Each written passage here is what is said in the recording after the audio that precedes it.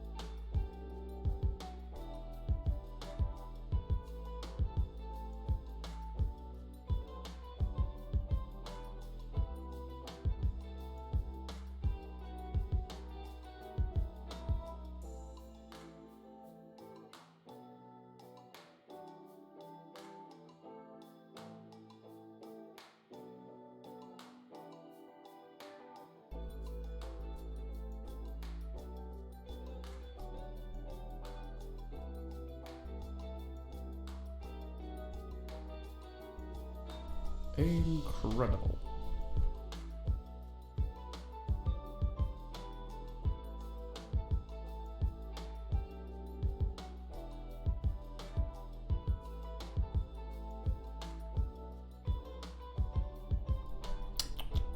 Tasty, tasty.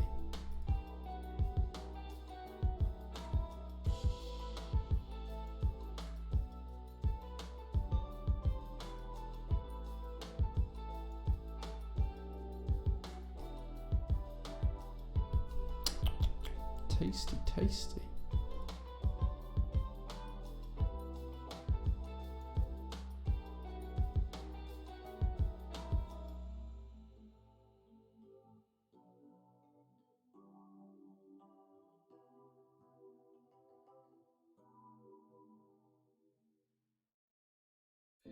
Good evening, folks. Good afternoon, good morning, good evening, wherever you are. I hope you're having a really good Sunday. I'm here back up at the workshop after 3 days away. I wasn't here Thursday, Friday, or yesterday, so the whole place smells a little bit musty. Alex Otos, thank you so much for the raid. We've literally, where's the camera? It's there now.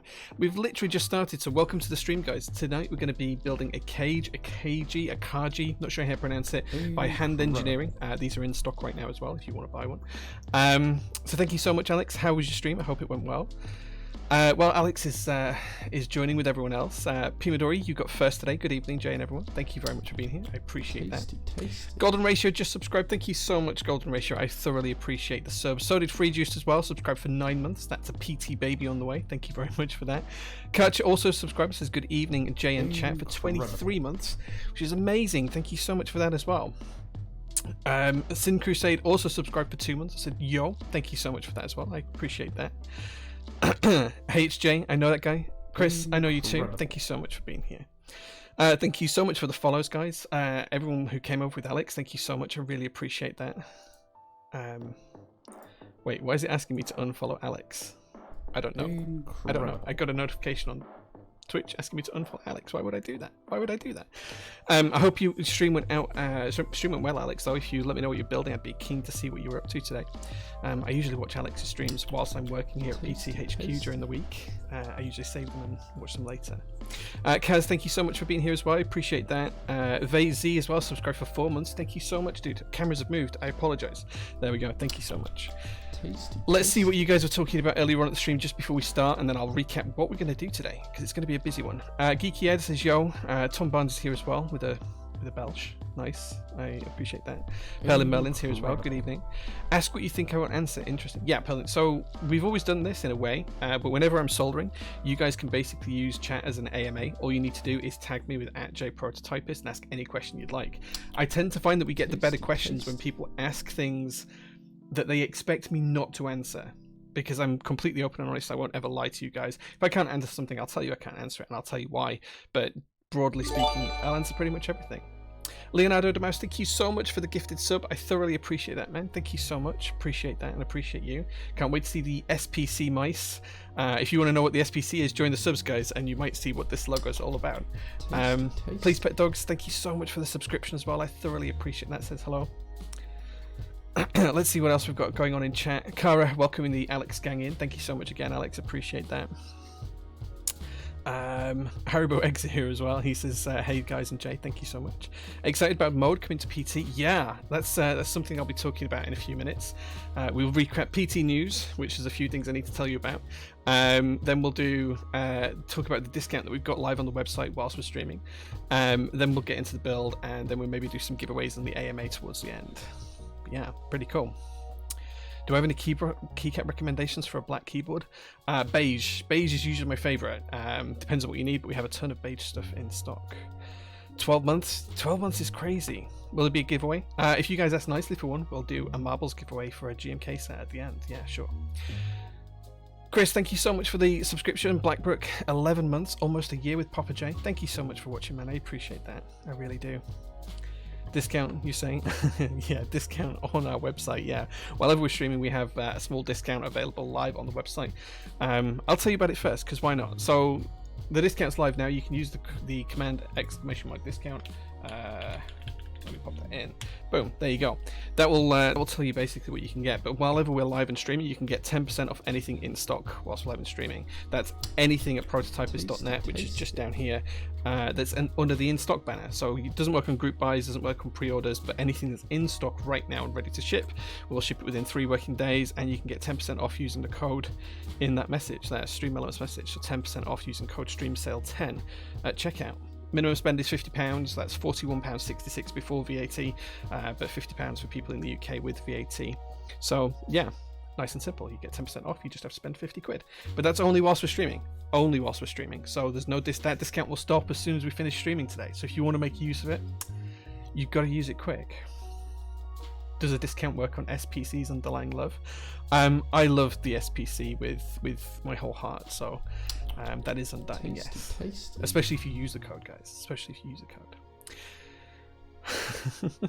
TXRX, thank you so much for the Prime subscription as well. I thoroughly appreciate that, man. I thoroughly appreciate that. Stores are subscribed for 24 months as well. 2 years, Stores. Thank you so much for the 24 months of services. Time flies when you're having fun. My bias should arrive next week. Nice. I'm using my bias right now. If you guys haven't seen the bias TKL, I think it's Jane Killer, and I don't take that lightly. I have like 4 or 5 Janes. I do think it's a Jane Killer, so yeah, definitely check that out if you're interested in it. Byagon, who's the designer and maker of the board, is very talented, and it's a really, really, really good keyboard. So if you're interested, check those out. I think there's still a few in stock. Will the discount apply for Mode Envoy pre-orders? No, it only applies for in-stock items. Doesn't work on group buys, doesn't work on pre-orders. Only in-stock items. Only in-stock items.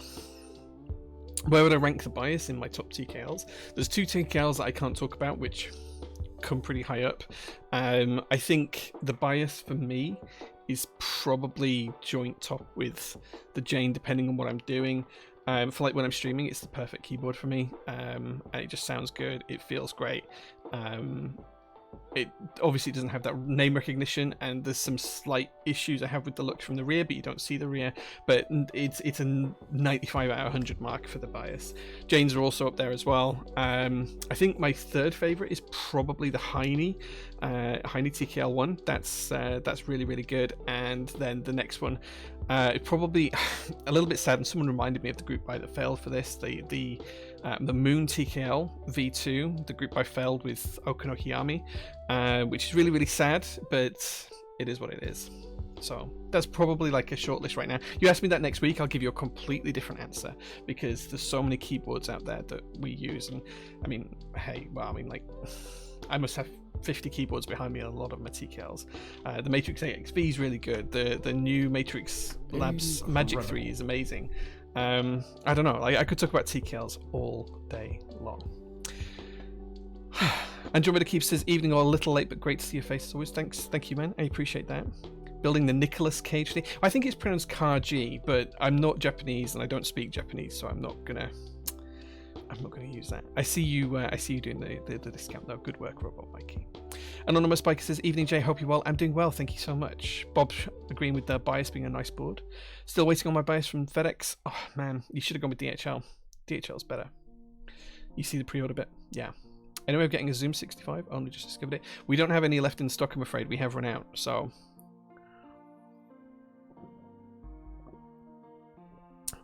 yeah.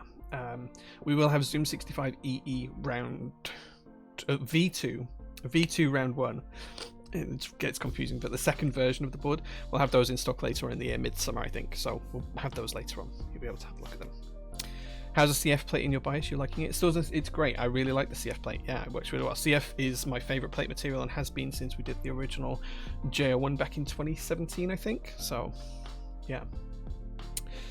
Did anyone email you about the extra Kahakos last stream failed to pay? Yeah, like 3 people failed to pay. They have been banned. They have been banned, Oxy. So for those that you don't know, last stream we had the Kahaku group buy live, and I had some extra units because people had failed to pay invoices and a few things like that from the original raffle. So whilst I was live, I was like, look, if you guys want to get in on this because I have some spare units, email me and I'll set you up a spot, and then you just have 12 hours to pay. Some people were told that they shouldn't do it if they weren't going to pay. They didn't pay. It is what it is. It is what it is. I'm interested in a TKL. Is it worth keeping some money back over the next couple of months? Yes. If you are happy joining a group by Metatron, I would keep some money back. I can't tell you how long yet because I'm not sure, but there's 2 projects that you might want to spend your money on. Is it hollow in the backspace area? Is what hollow, Jack? No, the bias? No, not particularly. It's really nice. It's got like grooves, steps cut into the inside of the case, so it sounds pretty even all across the board. Kage, maybe Metatron. Don't know. I don't know. It's Japanese. I'm not a Japanese speaker. I have not looked up how to say it, which is really remiss on my part. The G is like the G in garden. Kage, maybe. Kage. I don't know. The Kage is. I'm just going to call it Cage. You know what I mean. A fantastic board. I can't lie. Yeah, quite a few of our customers have built them recently. The one I've got today is for a customer, so I have to be careful not to show you guys invoices and break data protection and stuff like that. But yeah, I'm excited to build one of these finally. I can't get over these QMX stabs. They're the best I've used. Also the London Fox, which is lovely. Dude, so the QMX stabs, I've seen mixed reports from people. Some people really, really rate them, i.e. me. Other people really, really dislike them. So it's a bit of a mixed bag. I think it depends on what you're expecting from a stabilizer. If you want something that's just really quiet, doesn't need much retuning down the line, and is pretty easy to get right first time, I think they're really good. If you're looking for something to go with like a long pole switch or something like that, maybe it's not quite what you want, but I think they're great. They're fantastic. We wouldn't sell them if I didn't agree. Like the sound of the TKLs coming.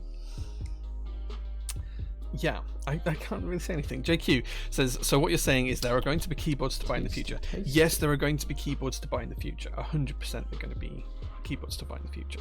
So that is what it is.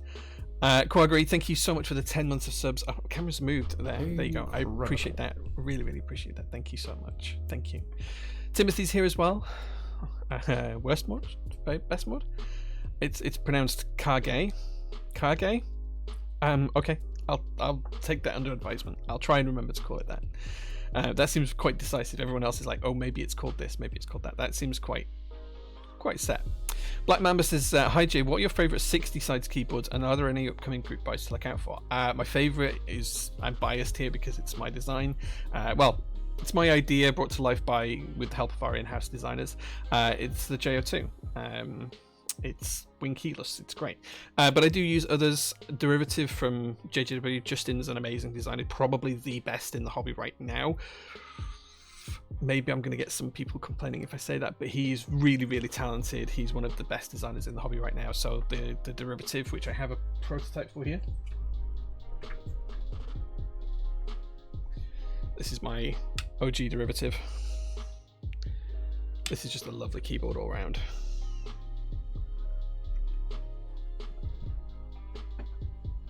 But there's a ton of good keyboards out there. There's no bad answer to what 60s to get and stuff like that. So, yeah, it is what it is. The Kage just brought all the viewers to the yard. Yeah, I think Alex's raid helped as well, Adam. But I'm glad to see you here on a Sunday. I know you can't always get away on a Sunday. I need the Lilac on Black pre-orders, baby. Yeah, so we're actually going to look at pre-orders on the website. We stopped doing them for a while because we've got a lot of negative feedback from customers.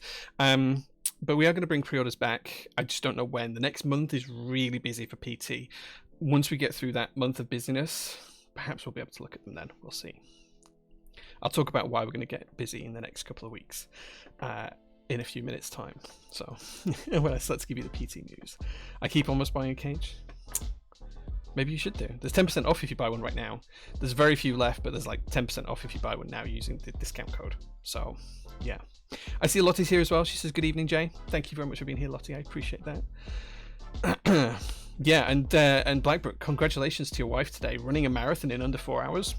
Very impressive. This is a nice segue onto my next topic, actually. I'm constantly worried that I'm going to struggle to walk a marathon distance in 12 hours, which is what I'm doing on Thursday. And going by the link that's pinned in chat, you guys can sponsor us. Here at Prototypist Keyboards, me and the team, we are going to be climbing 3 mountains in one day, doing the Yorkshire 3 Peaks Challenge for charity. We're raising money for Macmillan Cancer Support, which is an amazing charity. They provide hospice care and end-of-life care for cancer patients here in the UK, as well as their families and everyone around them. So once you're diagnosed with cancer, here in the UK, Macmillan provide a lot of support, both financial, emotional, therapists, days out, all sorts of stuff, right up until the end, the last few days, where they provide hospice care and end-of-life care for those that are suffering.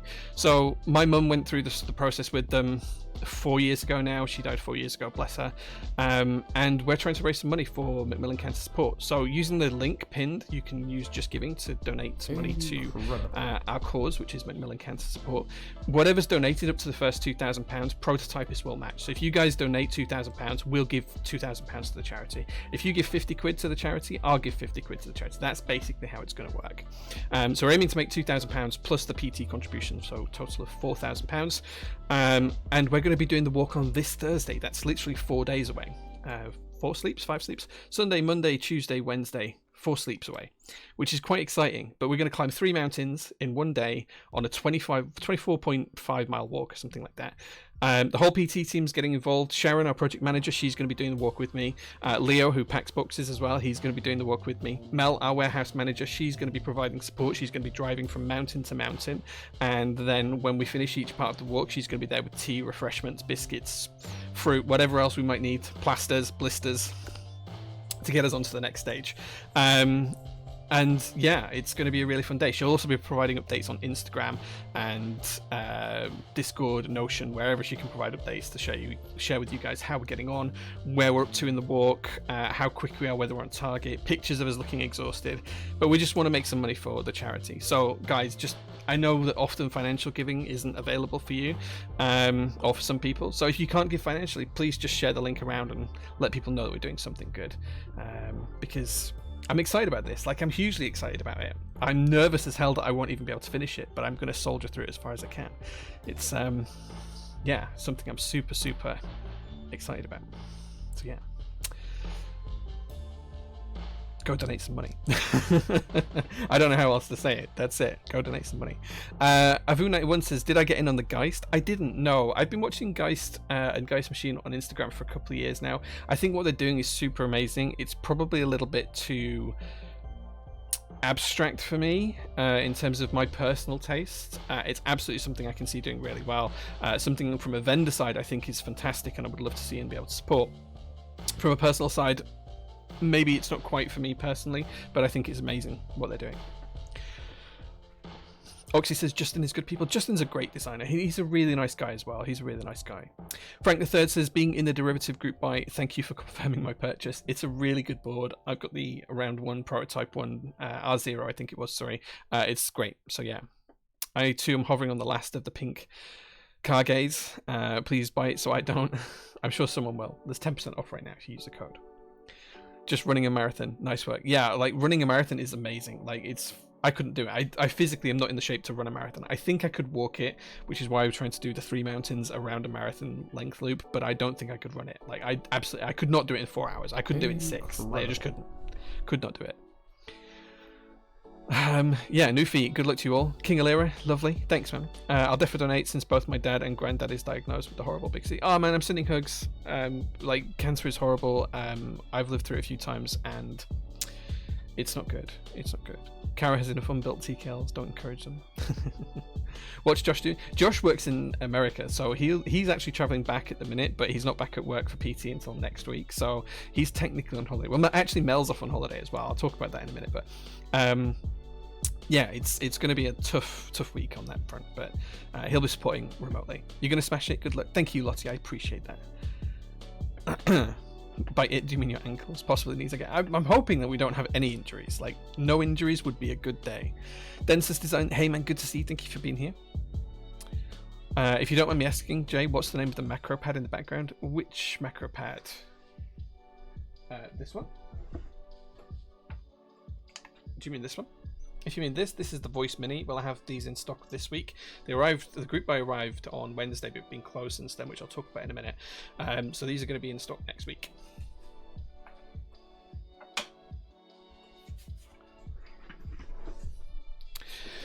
Right, okay. Are there anything you and the team will be doing to prepare for the marathon? Well, it's not really a marathon, it's just a marathon distance over 3 mountains. We've done walks and I've told everyone to prep for it. Sharon is already an experienced hiker, so she'll be fine. We have some friends doing it with us as well from a local company just around the corner. They're also very experienced hikers. I'm the least experienced person doing this. Leo climbed Mount Snowdon in the UK a couple of weeks ago to prepare for it. I've done the least prep because I've done nothing. So we'll see. We'll see how that goes. Can't get anything on the website. I've already splurged on my Zoom 65 and all the other things, so I'm going to miss out this week. No worries, man. No worries. You got this? Thank you.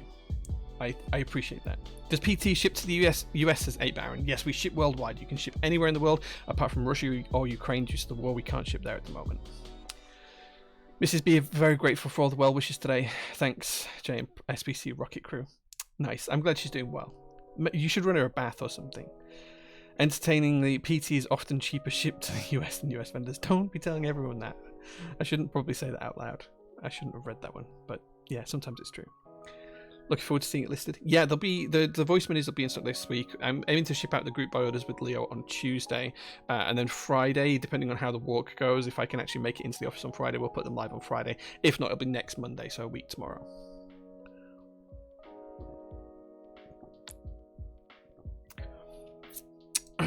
Right, let's talk about PT news then. So we've already talked about the walk that we're doing for charity, and you can donate with the link that's at the top of chat, wherever chat is for you. What else is happening at PT this week? So GMK Oblivion is getting shipped out tomorrow. First thing tomorrow, we're going to catch up with all the in-stock orders since Wednesday of last week. We were closed on Thursday because we're always closed on Thursday and the weekend. Friday, I had to run a personal errand, which involved 7 hours of driving. Mel was kind enough to go with me.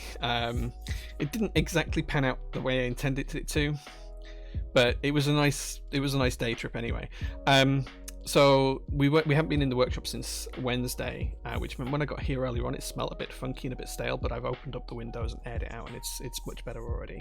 But the plan is tomorrow to catch up with all the in-stock orders since Wednesday of last week. We'll get them shipped out tomorrow. And then once we've done that, we're going to be shipping GMK Oblivion. So Oblivion arrived Wednesday last week as well. So we've got all of the orders ready. We've got all of the packs ready. Everything we can ship out for that, apart from the Salvan Artisans, the Rama Artisans, will ship out on Monday or Tuesday. Same with GMK Hu Hai, because that arrived as well. And then we're also going to do the voice minis that I mentioned before, the little macro pads that you can see just over my shoulder here. So we're going to be shipping those out Monday, Tuesday, Wednesday. So Monday, Tuesday it's me and Leo in the workshop. Wednesday it's just me, so I'll be catching up with whatever else I can ship out, as well as some paperwork and designer calculations and VAT returns and tax returns and a million other things that I've got to do to run the business. So so once I've done the in-stock orders and I've caught up with all the paperwork stuff, the other things that we've got to get through are the Gen 2 keyboards and the Hope keyboards. They're both here. I'm hoping we can pack and ship them as they are without too much added QC needed, maybe just a quick cursory glance. We are still ongoing through the Delta group buy as well, which is just to the side of me. You can't see it, it's just off camera. But there must be, I don't know, 100 boards on the table right now that need to be sorted out and QC'd. So the plan is to try and get through those this next week, at least the QC element, so they're ready to ship the week after, which is when Mel's back. So Mel's not in next week, so we are short-staffed. Friday, the entire day Friday, I'll be here doing QC only. Won't be shipping any orders out, but I'll be doing QC only as well. So that's the plan, assuming I'm okay after doing the 3 mountains around a marathon loop course. Yeah, we'll see how that goes. The week after that, as I say, week on Monday, Mel's back, so that'll be after our stream next week, which means we'll all then be able to catch up and get ready for everything. But then the weekend after that, I'm away again. So I'm in Germany for a work trip with Igbin Timothy, who's in chat, and I'll be away for a week. It's bank holiday that week in the UK because of the coronation of the king. He's been crowned and whatever else. The Monday's a bank holiday, and then I'm in Germany from Tuesday through to Friday. So once I get back, I will work and try and catch up with my work on the weekend. But it's gonna be difficult. It's gonna be difficult. So yeah, that's pretty much what's happening for the rest of this week for PT. If you have any questions, let me know. It's going to be really, really busy. It's going to be really, really busy. But I estimate this week that I'm probably, even with like a full day off to do the walk, I think I'm going to need to be at the workshop for around 100 hours this week, just to cover what Mel usually does for the business and to cover my own stuff. So it's going to be a really busy week. So please bear with us. Pardon our dust if we do take a little bit longer to get through things. And we'll see how we get on. But it should be good fun. It should be good fun. Right, okay, let's catch up with what you guys have been saying in chat. I need some help with Temptation. Oh no, what's Adam buying now? Surgeman says, good evening, Jay and chat. Hey man, good to see you. Thank you for being here.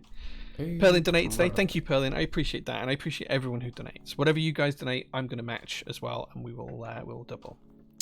What is your all-time favorite Alice style keyboard? It's probably the Alice. I don't think anything's done the Alice layout quite so well in such a neat package as the TGR did. I do regret selling my original Alice. So I got a pink Alice in the original group by, I want to say 2017, maybe 2018, whenever that was. It's a good 5 or 6 years ago now, and I built it with original Nixie switches harvested from a Nixdorf keyboard back in 2018, and infilled the logo and did a whole lot of other stuff, and then I sillily sold it for less than cost. Like, I sold it for like a stupid amount. I think I sold it for £900, but when the cost of the board was like £600, including VAT and shipping and duties and everything, and then the Nixies were like £5 per switch at that time, or about $7 per switch at that point. I sold it for way under cost. Now the guy that has it does have it on basically a returns policy. Like if he ever decides to sell it, he has to give me first refusal to buy it back off him at the price that he paid for it. So we'll see how that goes. But yeah, that's probably my favorite Alice board. I do regret selling that. I do have 2 other Alices. I have a red one now, and I also have a polycarbonate one as well. In terms of other Alice layouts, I do have a Dollis, which we built on stream a few weeks ago. It's just on the shelf just there. You can't quite see it. I do have a EM8 as well, which is kind of the same thing but tinted. Yeah, I've got a few others as well in that sort of layout, but I don't see them to the side just at the minute. Did I go to Japfest today? I didn't know. I was invited because I have the Laurel, and it's one of very few Laurels there that was invited, was the car, but I didn't go. I just couldn't make it. I couldn't make it. DCS Blue Moon is calling my name. Get it, dude, get it. Germany sounds fun. Yeah, Germany's lovely. If you haven't been, it's a lovely country. So yeah, I still want an FLX Virgo. Oh, I do have an FLX Virgo, but it's with a friend at the minute, so I don't actually have it. So yeah, picked up GMK Classic Retro Azulian. Thanks, Jay. You're welcome, man. You're welcome. There's some GMK extension bits coming later this year, which will work as an addition. Yeah, for a few things. It covers a few things. I'm not sure what the question was, but yeah, that's happening. I was in Hamburg and Berlin last week in Germany. Yeah, it's really nice. We're going to be in Munich mainly, but also to Nuremberg and a few other places. So it's going to be fun. It's going to be fun. Lottie, just tell Tim not to come and you come instead. How about that? Just tie Tim up at home, and then when you turn up at the airport, it'll be fine.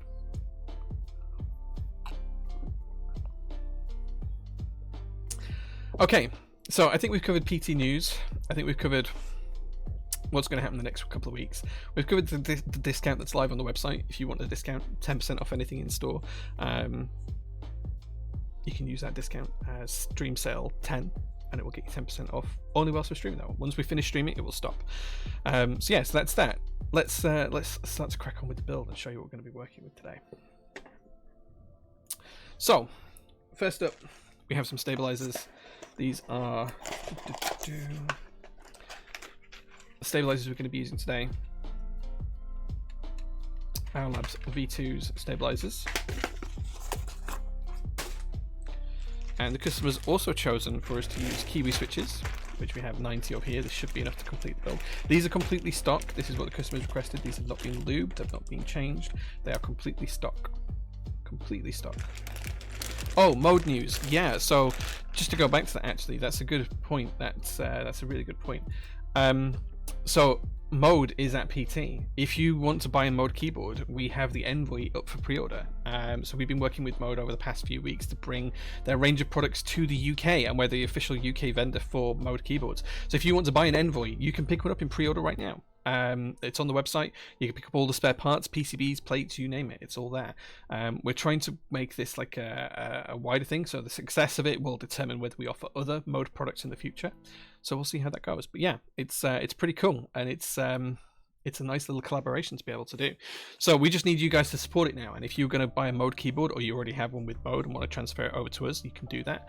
Just email mode and you can cancel the order, and then you can purchase back through us, which means you have all VAT and everything taken care of in your actual order. You don't have to pay any import duties because we'll sort that out, and it will ship from our warehouse here in the UK. So yeah. F it, I'm buying an Envoy right now to cheer myself up. Be right back. Go for the Lloyd colorway, that green with the copper. Chef's kiss. Right, okay. Damn, the MX Master looks crusty. It's not really crusty, it's just a little bit grubby. It's where the soft covering's worn away, because I've probably had it for 3 or 4 years. But if you got your finger out, Leonardo, and sent me the other ones, it'd be alright. Like, you have some that you could be sending me pretty soon, right? Okay, so we're going to be building with Kiwi switches and our lab stabilizers. That's what's going in the build today. And here we have the board itself. Ugh. Let me create some space here. Is this camera zoomed out as far as it can? Yes. So that's what we're going to be building it with. What are we about? What we're actually building there? Well, this is the carry case. How it comes. Comes in this nice carry case with the Monarchy and Hand Engineering logos on there.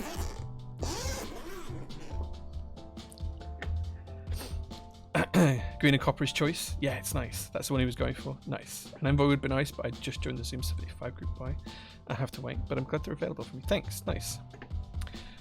So here's how the board comes packed. In the top case, we have a few bits in here. Let's see what we have.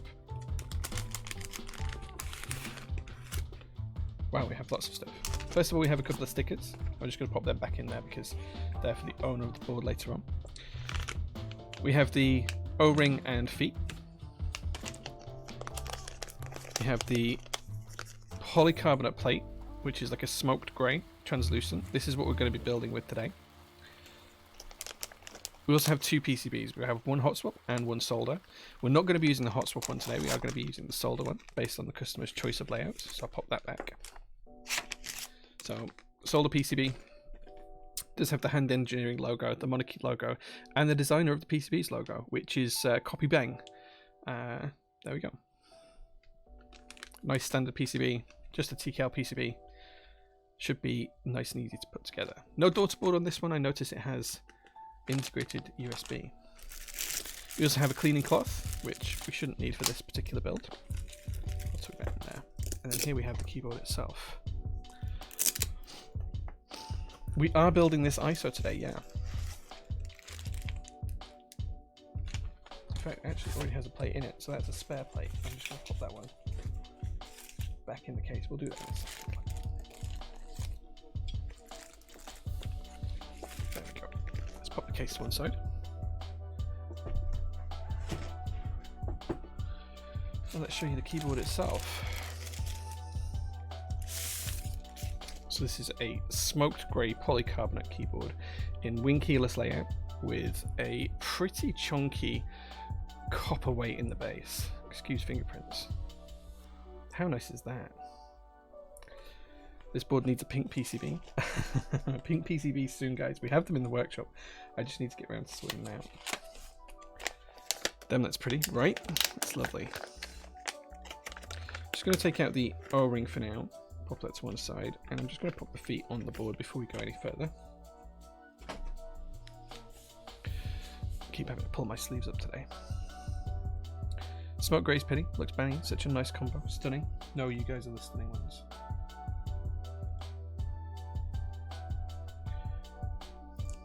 The only thing I think this could have benefited from is having some really nice custom feet rather than just standard bump ons. The top and the bottom case on this particular one are plastic, yes. They're polycarbonate. This is a special edition. Lloyd with copper plate ordered. Nice, congratulations, Tim. We love custom feet here. Yeah. We have some really nice ones that we use at PT. Okay, let's take the board apart now. That's slightly too small. Have I got my screwdrivers the wrong way around? Yes.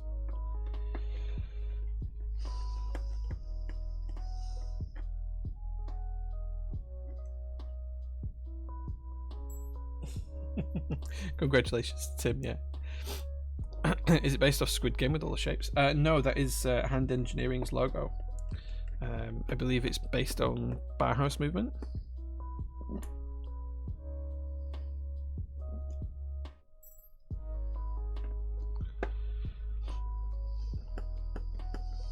A co-op run must be done. Are you running to the co-op? What are you buying? Sweets? Chocolates? Beer? Can I say the word beer on stream? I must be able to. Yeah, the house logo is from about the Bauhaus movement, so it very much predates Squid Game. It also predates Hand Engineering.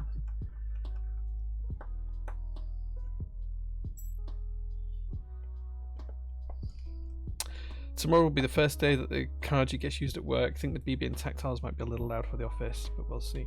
I think it'll be just fine.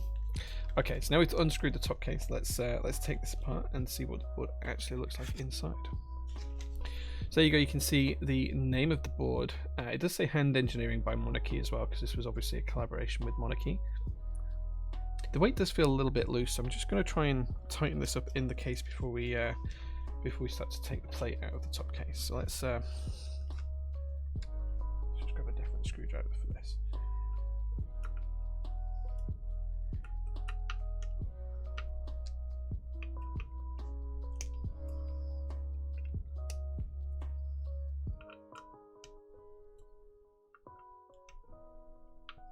So that fixed it. Still feels slightly loose. I think it might need a slightly bigger screwdriver actually. No, that was the right size. That was definitely the right size. It just felt like this was skipping inside some of the screws.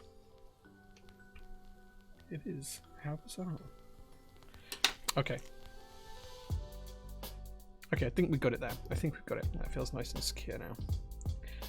We'll take the O-ring and the bottom case and pop it to one side. Just there. Okay, so here's the top case. You can see it's got the Hand Engineering logo. That's actually cut into the plate, but because the case is translucent, you can see that through there, which looks pretty nice.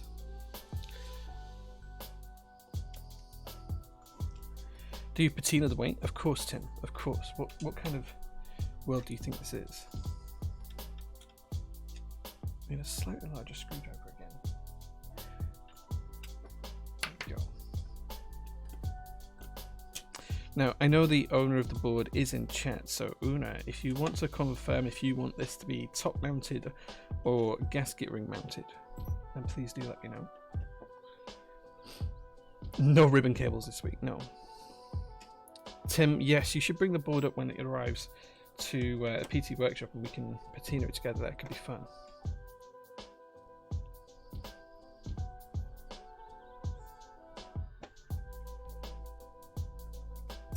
Let's go gasket mount. Okay, I think we should be okay with that, with the screw and stabilizers. I think sometimes you need clip-ins, but that's usually for the backspace, so we'll try it. I think it'll be okay because I think it's north facing on the spacebar. Yeah, north facing, so it should be okay. Okay, and then we have the case out. Lovely milled polycarbonate, and here's the plate as well. So as you can see, polycarbonate smoked is very flexible, a very flexible plate. Okay, now take the PCB out of its case, out of its bag.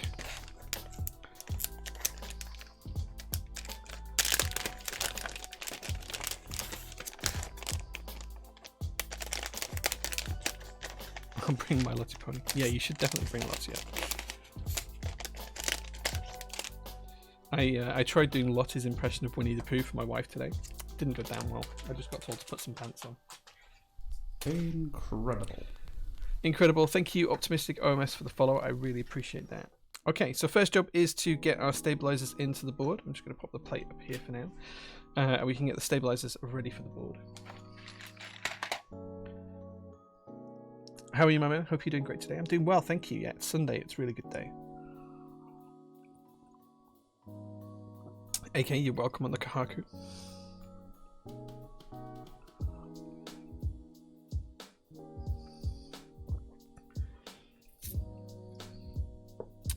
Chris is going to cancel his Envoy order with Mode Direct and get the same build as me. As Tim, sorry. Same build as you. I read that as the same build as me. Same build as Tim. Nice. That'll be good. Okay, so the customer has asked for this to be built in ISO layout. I'm just going to check my notes on this one.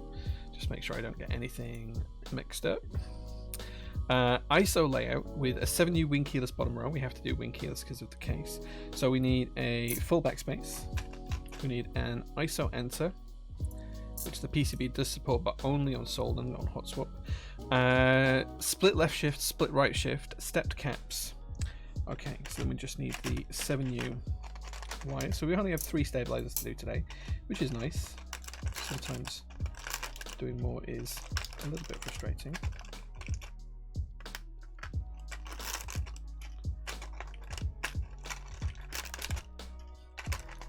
So we just need 6 housings, 6 inserts, and then we'll just need 6 screws as well. Well, yeah, 6 screws. 1, 2, 3, 4, 5, 6. That's all we need from the stabilizer pack.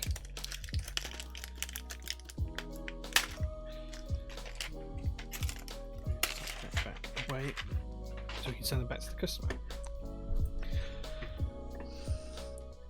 Una is a person of culture, there were never doubts. Sangan ISO, yeah, the best way. Same as this board here. Apart from split right shift, because I don't like splitting shifts. Okay. So first things I'm going to do is, before we lube the stabilizers, I'm just going to install the pads for the Lab stabilizers onto the PCB where they're needed for the switches that we're going to be putting in today and the stabilizers we're going to be putting in today. So the first of those is on backspace. So just going to install these nicely. That plate looks really flexy. You think gasket might be a bit crazy? I'll go top mount. I think personally, if I was building this for me, Una, I'd go top mount, but it's up to you if you want to go gasket. It's not too difficult to change it. If you can use a screwdriver, you can change it quite easily.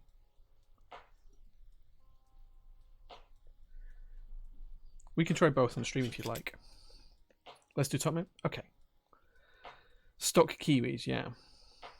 All the splits are king. All the splits are king.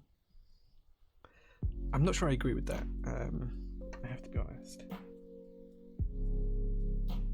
Like, I don't mind splitting a lot of stuff because less stabs is better, but I think I struggle with split spacebar. And it doesn't work on this board either. You can't have split spacebar on this board.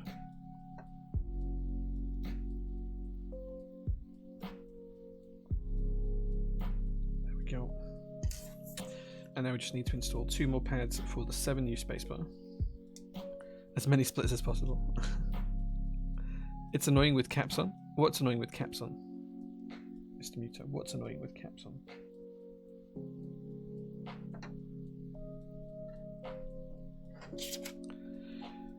(313) space is my happy place. Yeah, I want to do a 40% the J0.4, but I do want to do like a 7U spacebar option on it, and that does mean we'd have to probably have the 313 as a split option, which is pretty cool, to be honest.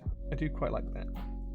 Not that I use split spacebar very often though. I think I can count on one hand the number of boards I've got with split spaceBars, apart from Alice style boards, which have to have it by default.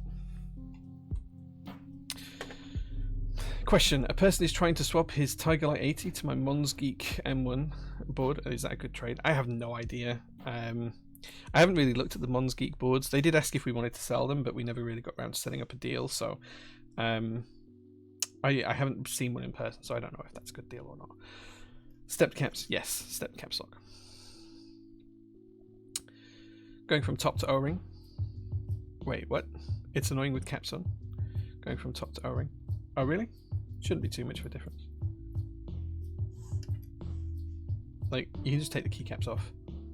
Oh, you mean putting them back through the board? I see what you mean. Okay, yeah. I mean, you will have to take the keycaps off, yeah, to get it through the board. Or at least just the modifiers. Yeah, I see what you mean. Sorry. I was not following it all there for a second. So what I'm doing now is I'm just assembling these stabilizers, making sure that we're ready to put them together and pop the wires in. We are going to lubricate these in a second as well. JO3? No, the JO3 will be happening this year. After we do the JO1. So we're going to redo we've redone the JO2, we've done them slightly out of sequence. We've redone the JO2 that happened in March. We're now going to do the JO1 in the next couple of months. More news on that in a couple of weeks' time. And then the JO3 will happen late summer. If we do the 40%, it'll probably happen towards the end of this year. Right, so we're just going to lube these stabilizers with 205 grade 2. I'm going to put a nice amount of lube on the wires. Remember, you don't want to add too much lube because it's easier to add more lube later on than it is to remove lube. So we're just going to add a nice amount, get it nice and evenly coated on the wires. I do really like these Lab wires as well. They take the lube really nicely.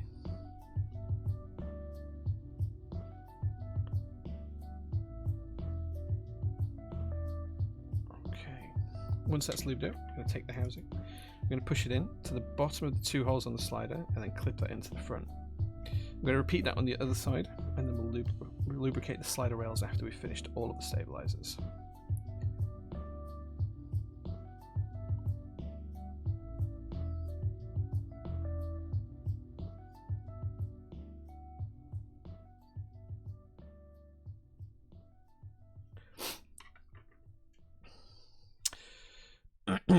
uh, 10U goated. 10U spaceBars are cool. I do enjoy the 10U, and we did memingly add it onto the JO2, so it was available for the JO2 as well.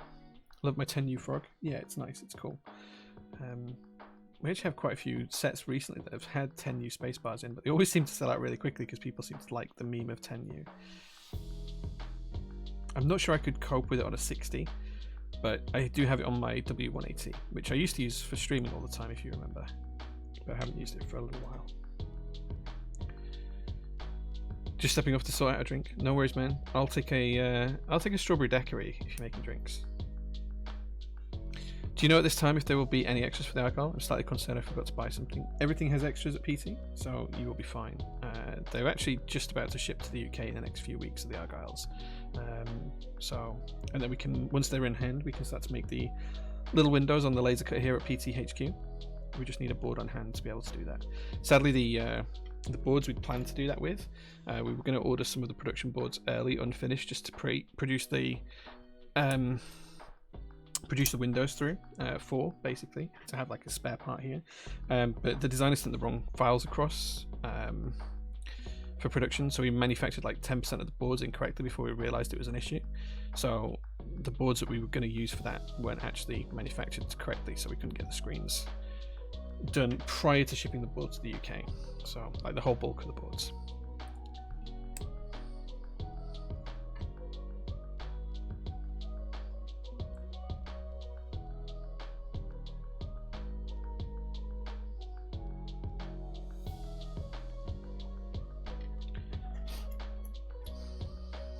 I hope we have time for cocktails in Germany. I guarantee we will. Tim, I guarantee we'll be drinking every night.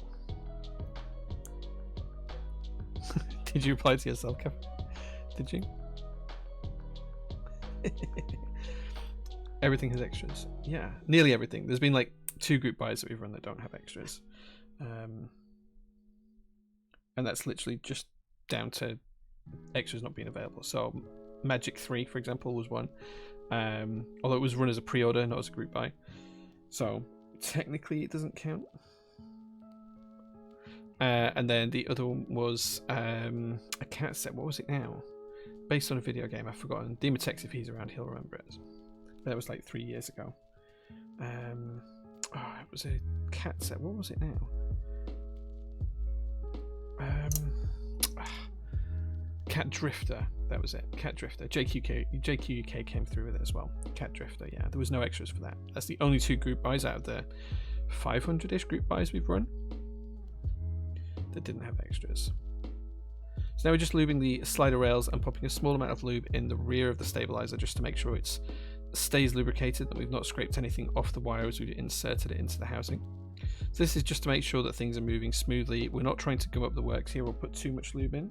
We're just trying to put a small amount of lube in place.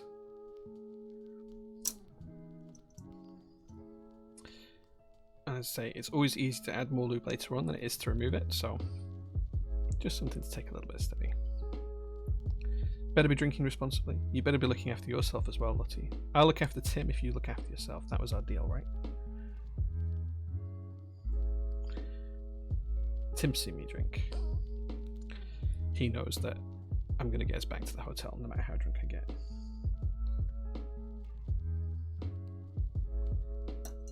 Not that I condone getting drunk. Yettering, hey man, thanks for being here. Appreciate you. What brush is that? This is one of the Geon Works brushes. We'll have these back in stock in a couple of weeks. It's just a size 1 brush. We are looking to restock them at the moment. Right, okay, so that's our stabilizers all lubricated. Now we're just going to pop these into the PCB and screw them down. Let's just pop these in first.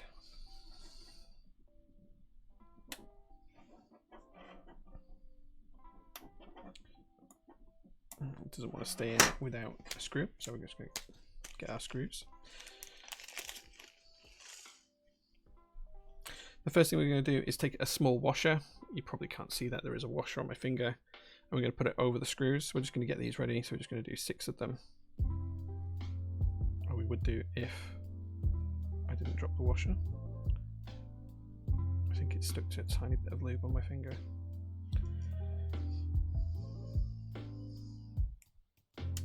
Whoops.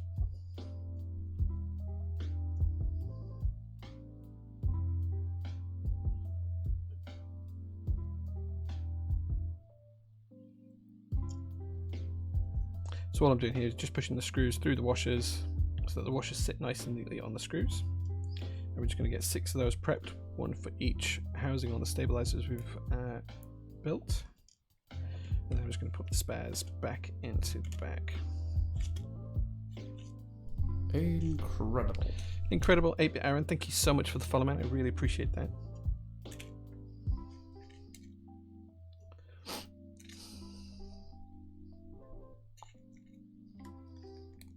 I need a big tub like that of Krytox. Yeah, I mean, you can buy it like that, but it's expensive. It's a few £100 for a tub. Like, I get through a lot of it, so it makes sense running a business, but that might not make sense for the average hobbyist. Okay, so now we've got the stabilizers into the PCB. I'm just going to screw those down. Whoops. Or I would do if I got the screw in place. How did we miss that?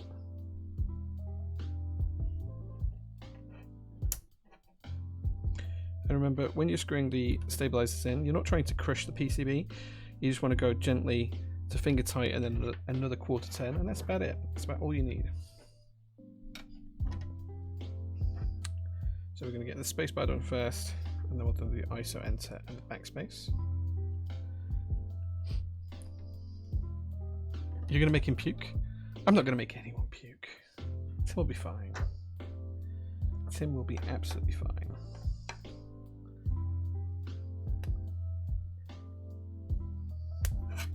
I will be honest though, I do have an insanely high level of tolerance for alcohol these days, so yeah, I'll try and behave with him. Don't worry, Lottie, I'll look after him.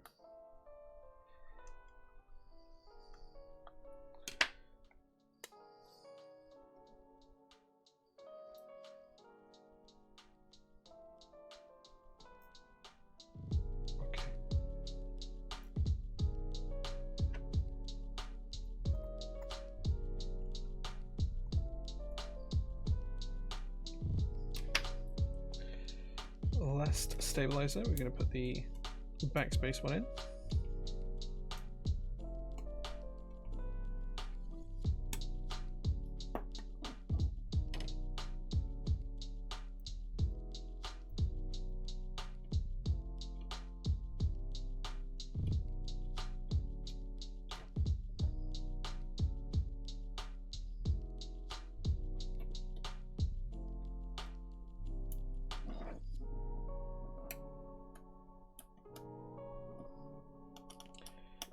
Okay, that's all three of our stabilizers now in place.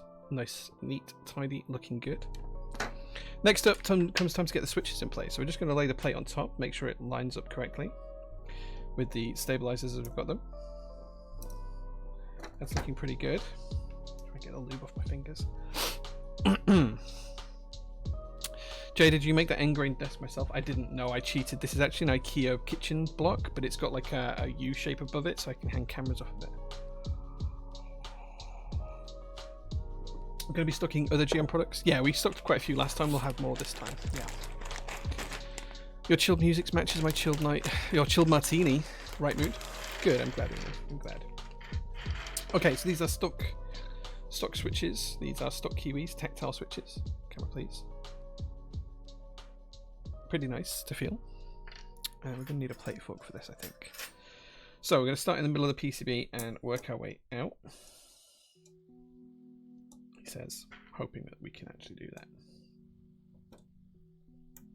And we're going to use a plate fork just to hold the plate upright to make sure that it's not dipping when we're putting switches in, because this plate is very, very flexible. So the aim here is to try and make sure that everything stays nice and neatly aligned. I'm just going to go across and do a row at a time.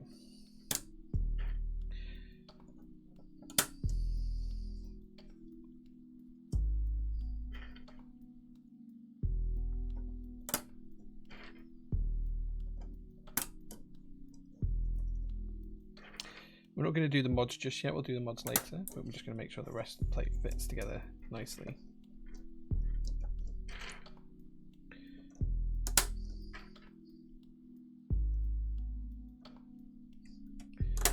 Now, we won't be able to get to every switch because of where the stabilizers go, but where we can't get to a switch, we can be pretty certain that we're holding the plate up in enough of a fashion to be able to make it correct.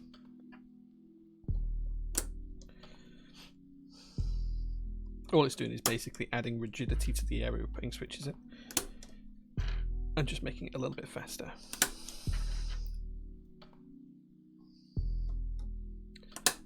It's an IKEA kitchen island. It is, yeah. I can't remember the name. It begins with a V. If you really want the link, Leonardo, let me know. And if you drop it in DMs when you let me know about the mice, I'll send you the link. But it begins with a V. It's an IKEA kitchen counter, like butcher block type thing. It comes with and without what I'm using as a camera mount, which is designed really for your pots and pans, but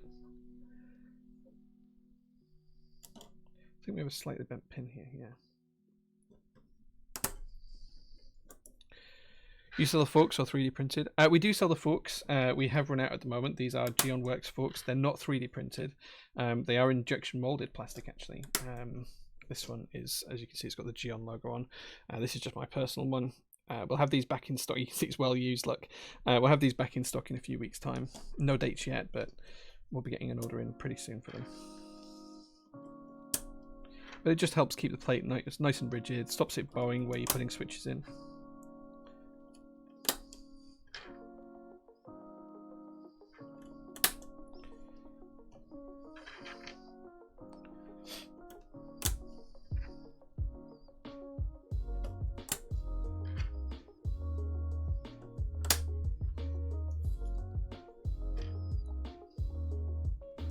Vadhomer? Yeah, that sounds about right, yeah. Definitely begins with a V, so that sounds about right.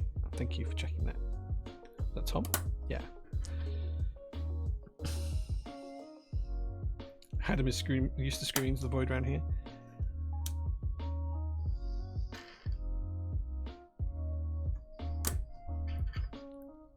Oh yeah, Adam posted the link earlier. I just kind of blank out links in Twitch chats these days. I apologise, Adam. I apologise.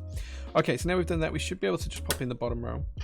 I don't like to go too deep with the plate fork. I try and do the bottom row without the plate fork, but obviously you can do that if you want to. Bent pin again. Just going to fix that. There we go.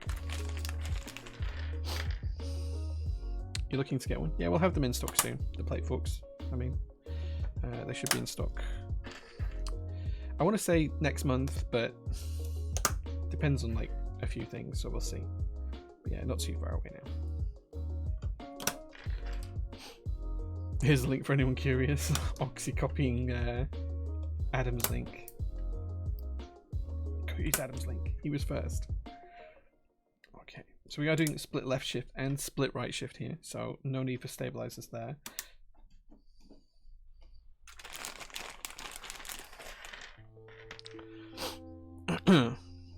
If it's solid not veneer, then it's Vadhomer. Yeah, it is solid. They say it's solid. It's not really solid because I've drilled into it, but it's basically like a solid top that's about that thick. The actual top's this thick, but only about that much is actually solid wood. The rest of the other like 2 inches is like a cavity space. So just be aware of that if you do buy it. It's not solid all the way through. I discovered that when I mounted my monitor to it, and I had to drill into it to try and support the monitor. So just bear that in mind. Like, it is solid wood on the top, but it's only like a half-inch thick.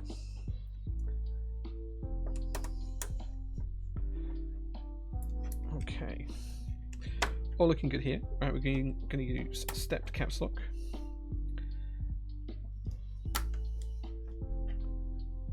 Okay, just putting the plate on the sides, make sure everything's good. Now we can do our space bar, and then we've left gaps here for wing keyless, so please don't be alarmed that we're not putting switches in there. This is correct for this layout of keyboard. We'll get one in for ISO enter, which is rotated, so it's a west facing switch. And then before we do the afro, we'll just do this num cluster, sorry, the navigation cluster. Tasty, tasty. Tasty, tasty. Thank you 6306 for the subscription. Thoroughly appreciate that. Thank you so much.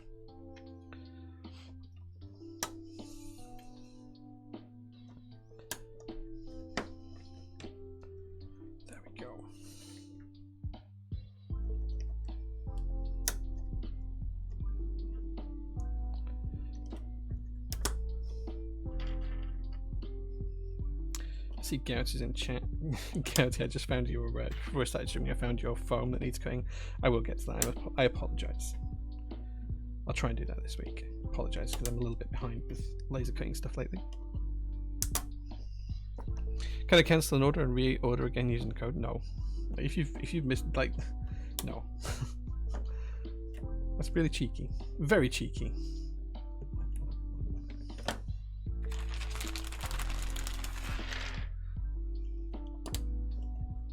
I was gonna say that switch didn't feel right, but that's better. Like, I'm not cancelling like an order now, so yeah, I'm not technically at work until tomorrow morning, so You're welcome. Sad that I was the only one to step up and help out.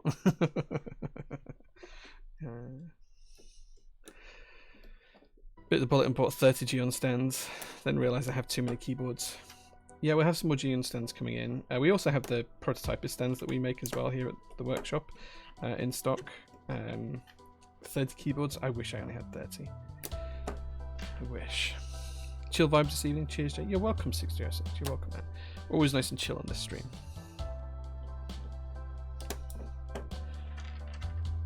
Pink TKL PCB is coming soon, then I'll order it. The pink TKL PCBs are in the warehouse. I just haven't had a chance to... I always prioritize other people's projects over my own, which means that I haven't actually looked at them since they arrived, and they've been here nearly a month. We've just been that busy.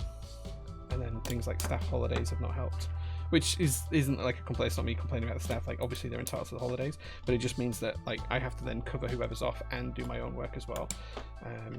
So it like ends up doubling my workload for those weeks, which is fine. Again, not a complaint, just a observation. But it just means that that delays me then getting other things done.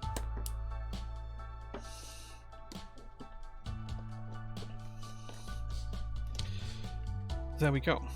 That is the keyboard now full of the switches. These are all nice, neat, even, correctly aligned. Everything's in place. Which means that in a few minutes time, once I've checked for bent pins, we will be ready to start doing the soldering. Which means that it's basically AMA time. You can ask me anything. It can be keyboard related, can be love life related, can be any topic you want. Finance, money, cars, books, any topic at all you like. You ask me a question, I'll answer it as long as I can do so in a stream safe way, and I'm not going to betray any confidences or anything else like that. If I can't answer it, I'll tell you why. So if you've got a question to ask me, the best questions are the ones you think I won't dare answer on stream. Those are usually the most entertaining. So if you have a question you'd like me to answer, just tag me with @JPrototypist and ask me any question at all. Any question at all. Again, just as long as it's stream safe. Or I can answer it in a stream safe way. As long as I can read your question without getting banned from Twitch. That's basically all I care about. Right, okay, so I'm just checking for bent pins, just a visual check through each switch. I've only seen one so far, which is this one here. So whilst you guys are getting your questions in, I'm just going to replace that switch.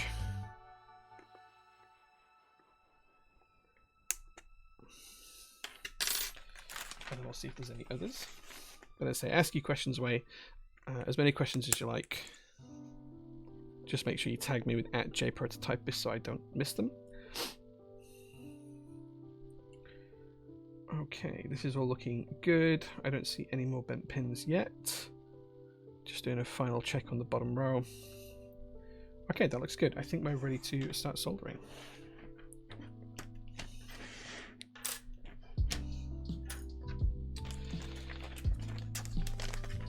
Okay, right, solder, iron. Let's get you ready, and then we can start answering these questions. Nice background chat to edit photos to. Nice. Hope you're editing nice photos, Tim. This board is going to be so nice. If you like tactiles, it's going to be a lovely build.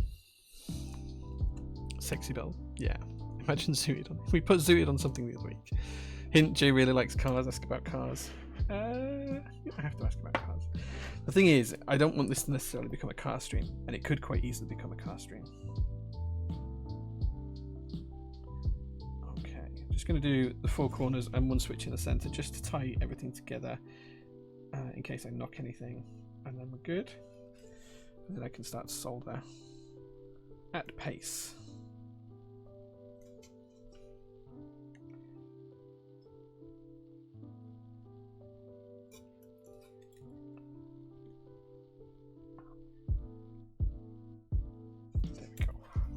Right, first question comes from Aspen Link. Says, who is the most problematic vendor in your opinion? Okay, so this is a difficult one for me to answer because you think I'm not going to talk about other vendors. I don't think it'd be any surprise to most vendors or even most customers if I said that the single biggest vendor we have problems with right now is RamaWorks. Getting updates out of them is tough. Getting products out of them can be tougher, and their production queue seems to have slipped down a lot. Now, it's been quite heavily publicized, and we have stopped working with them for new products. We're working with other designers and manufacturers now, such as Hebe. That being said, I've always admired Rama Works and what they've done for the hobby. They've done an awful lot for the hobby, so this is a complaint about their current situation. I do hope that they can fix it and that they can step up to where they should be and where their brand suggests they should be within the hobby. They are still shipping products, and the products we get are of good quality. It's just taking a lot longer to get them than it used to. And we don't always get updates from the Rama team that we used to get. So I think that's my biggest challenge right now. Other than that, it's just little things like pet peeves, like constantly getting chased for reminders for invoices we've already paid, that sort of stuff. Kara says, what's my favourite cheese? I like something that's quite sharp, something quite peppery. I love a Yorkshire Blue.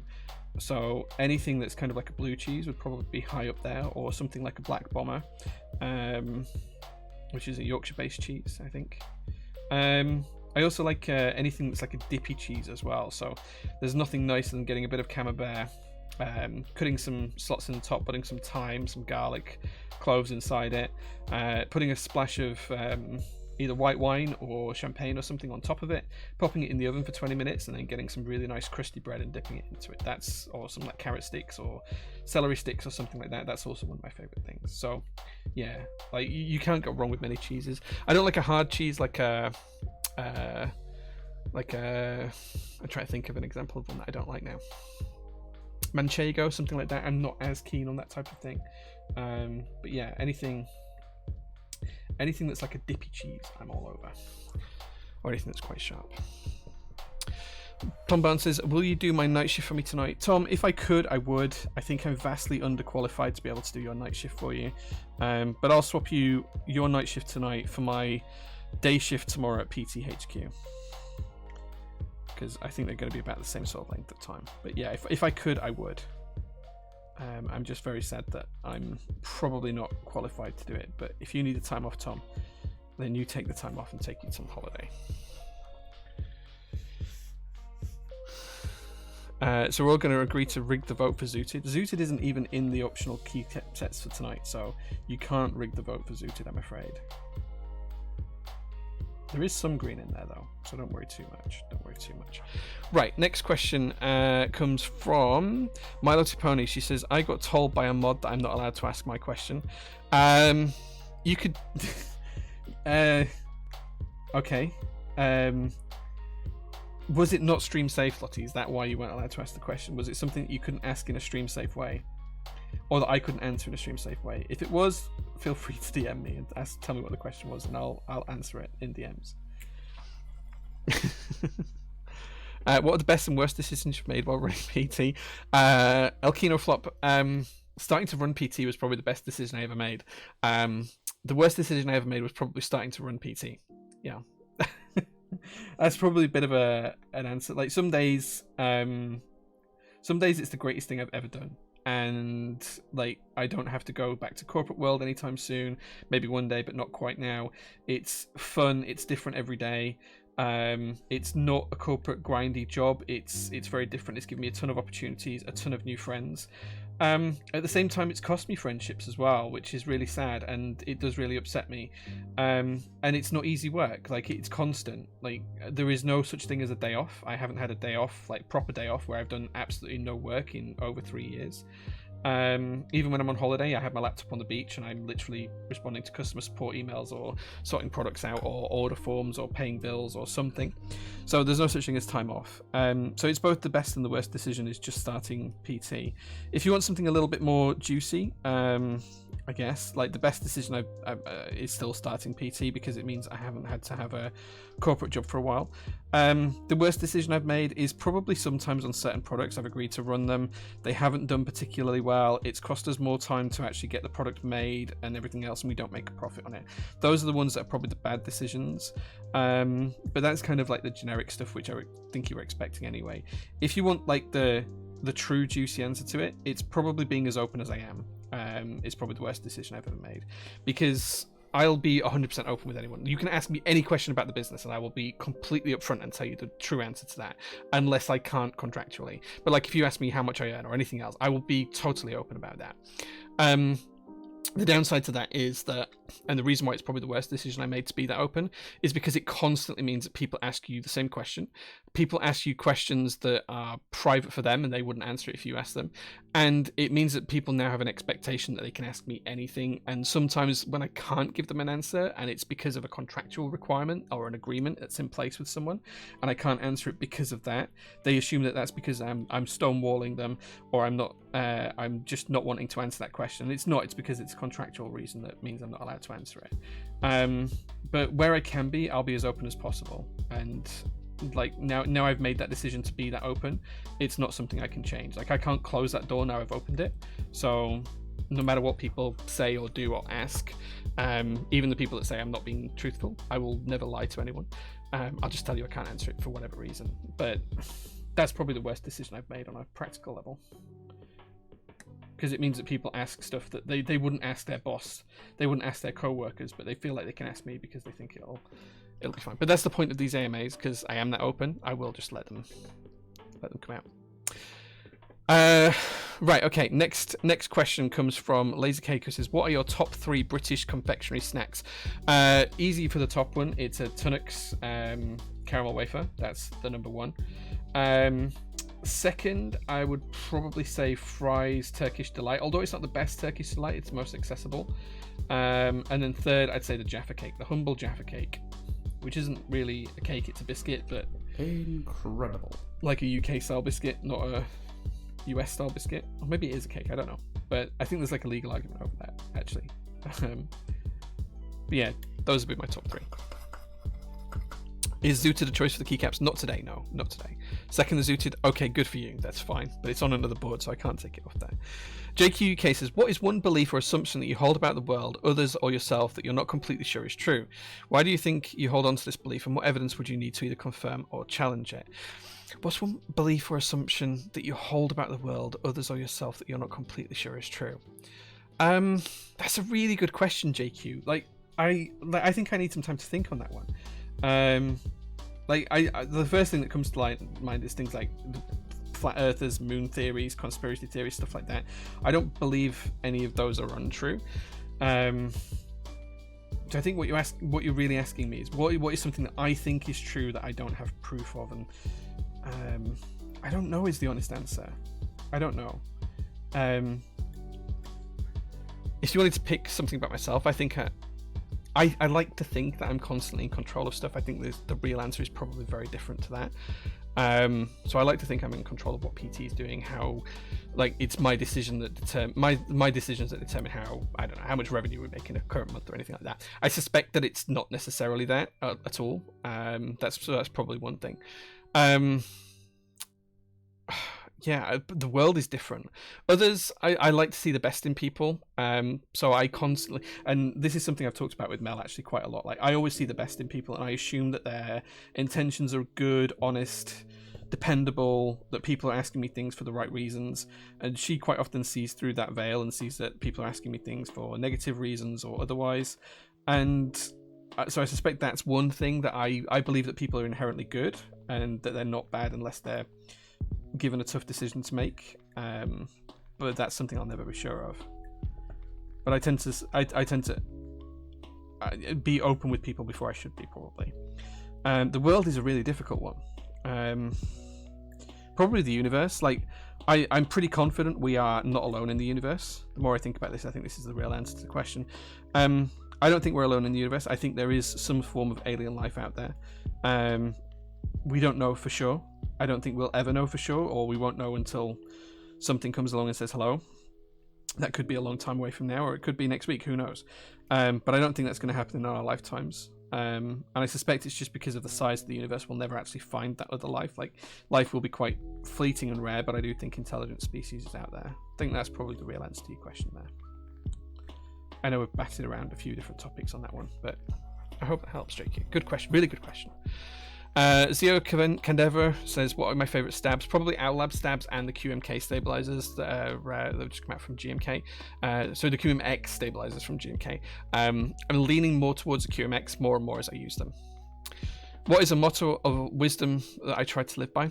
I don't really try to live by any lazy Keiko other than just being honest with people. Like, I'll always tell people exactly how I see it and exactly what my thoughts are on something. I won't lie or sugarcoat stuff. I mean, I might sugarcoat, or I might choose not to say something depending on the situation. But if someone asks me my honest opinion, I'll just be completely blunt and honest with them, and I'll say, this is what I think.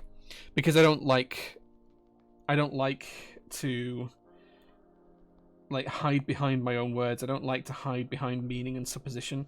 And I don't want people to be confused by what I'm telling them. Like, if I'm telling them a message for a certain reason, then I'll be telling them that message. There's times when obviously you don't say things that you think because it's just unkind, mean, not fair, not what the person needs to hear right now, that kind of stuff. But in general, I'll just be completely and bluntly honest. It gets me into trouble sometimes, but it's not worthwhile not being like that. Do I have a preferred ear? Yeah, my left, because recently I started to hear a hum in my right ear, and it's annoying the hell out of me. It's not tinnitus, because it goes away whenever I put on sound deadening headphones, and I can only hear it when I'm in places in Bradford. But there is something in Bradford, in the area, near the workshop, not so much where I live, but in one room I can hear it. There is something that vibrates. Like, there is some noise in the background that vibrates across the city. As long as it's a quiet place anywhere in the city, I can hear it. I can't hear it if I'm at a friend's house in Cleckheaton. I can't hear it when I was in Wales the other day. Couldn't hear it there. I can't hear it when I put my sound deadening headphones on. But my right ear picks up a vibrational noise, something in the vicinity of the workshop, but like quite a big vicinity, like within a mile or two, and I don't know what it is. I can't figure out what it is, and it's only been since we moved into this building as well, but I can now hear it in the other building as well that we used to be in before. So I don't know, but that means I prefer my left ear because my right ear just keeps hearing this noise. I did have a hearing test a couple of months ago to see if it was like a problem with my hearing, and it's categorically not. But they did say that my right ear is as good as a 20-year-old's hearing. So perhaps I'm hearing something, one of those frequencies that you can't hear as you get older. I don't know. Who knows? So yeah, it's a good question again, Gertie. I hope that makes sense. Right, okay, we're almost finished with the soldering, so let's see if we can get through some of these questions quickly. What is the name of the octopus behind you? Oh, he's new. He's actually our new mascot here, PT. Before I finish soldering, let me show you him. So, he doesn't have a name yet, but if you guys want to try and come up with a name for the octopus, that'd be really cool. So this is our little octopus. He's angry. He does sometimes get into a mood already, I've noticed. So he sometimes gets into a mood and he becomes, let's just say, really angry. He becomes really, really angry. He's a very angry boy, but most of the time he's pretty good, and he's in just an upset mood. He's just in an upset mood. So yeah.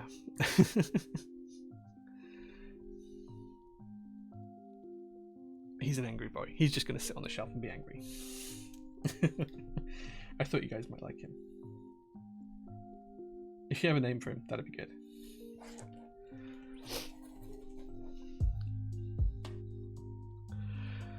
Metatron says, what's your opinion on breaking in switches with breaking machines? I think it's fine.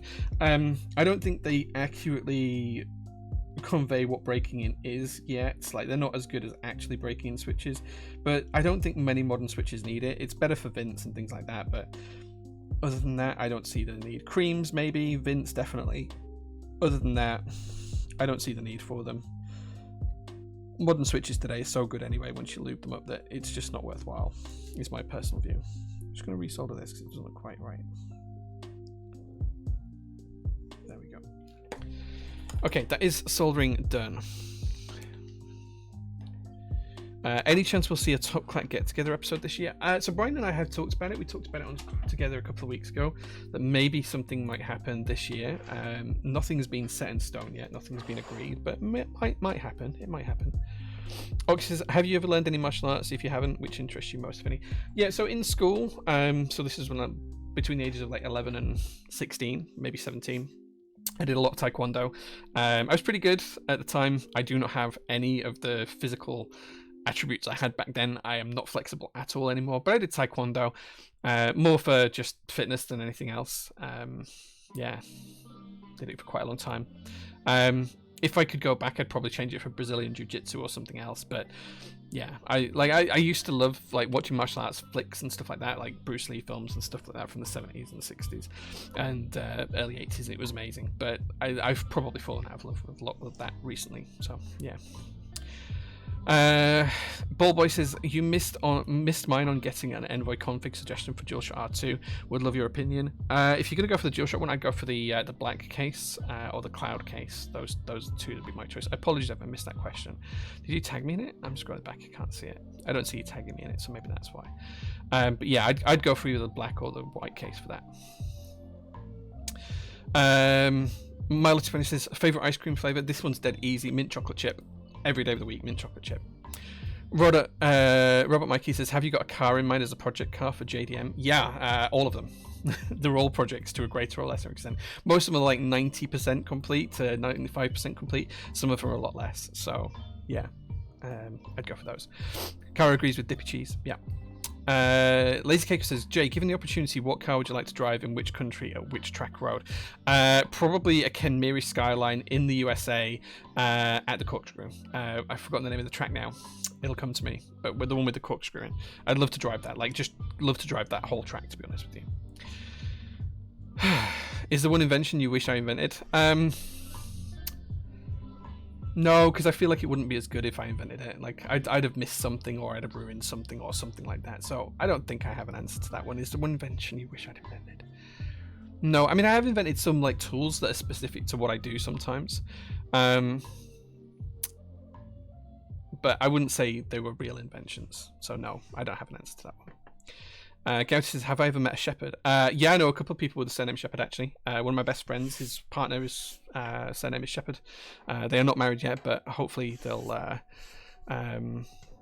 get married at some point soon. And then, although then she won't be a shepherd, though, actually. Then she won't be a shepherd. Or maybe she will be. Maybe he'll become a shepherd. I don't know.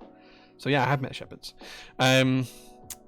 Una says, we know that Joy Division is your favourite band album. Yeah, Joy Division are really up there for me. I really, really love Joy Division. I'm just picking the bits of solder off the desk. I apologise, guys, while we talk through these questions.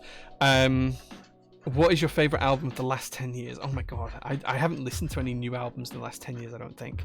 Let me have a look on Spotify real quick. Let me see what's recently. So Idol's recent album, that was pretty good.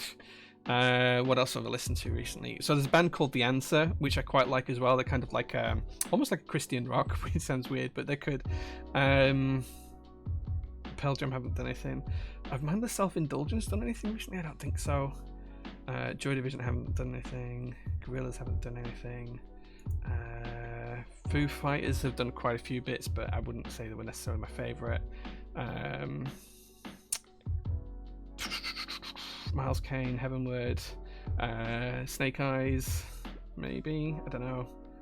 I'm looking through my playlist and like there's a load of stuff that's relatively new, but nothing that I would say is like, I don't think there's been anything that's been like stand out for me.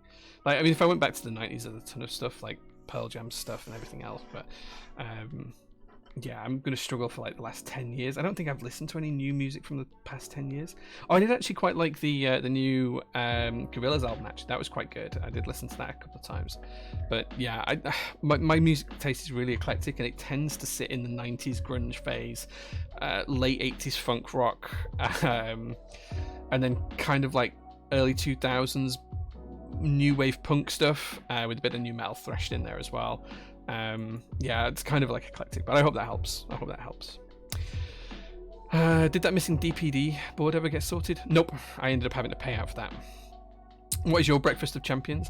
So this is what I do when I feel hungover, which is very rare these days. I can't remember the last time I had a hungover, but a pint of orange juice, a quarter pint of milk, full fat, and 2 eggs cracked into it. Mix that up and put a Barocca in the top. Perfect. Keeps you going. Do you enjoy horror movies? If so, what's my favorite horror movie? I don't really like them. I'm not particularly squeamish, and I don't dislike horror. I just don't like jump scare stuff. So it's not necessarily the horror genre that annoys me. It's the whole jump scare thing. I'm not a fan of that. I feel like one day I'll have a heart attack. UPS versus DHL every day of the week. They're just really good. I just wish they were a bit cheaper. Need to take care of the marathon woman. Lots of chocolates. See you soon. Take care, dude. Take care. You can't top Tunnocks. Tunnocks are great, right? Maybe not the coconut version of the wafer. I don't like the coconut version as much, just the normal version. Yeah. Everyone needs a Mel. Yeah, I really noticed this when Mel's not been here. In being honest and transparent, thanks GPT for the question. Well done. It was a good question. I like it. Just going off the size of the universe, it's unlikely we're alone in it. 100%, yeah, 100% agree. Were you honest while working a corporate job, or does PT bring it out of you? I've always been honest. I'm a Yorkshireman through and through, so I will be completely honest with people. If I think people are causing shit, I'll say that. I think that was part of the reason why I was so successful at the corporate job. There's no need to white lie. You just literally say, this is the issue, this is what we're going to do to fix it. That was my job.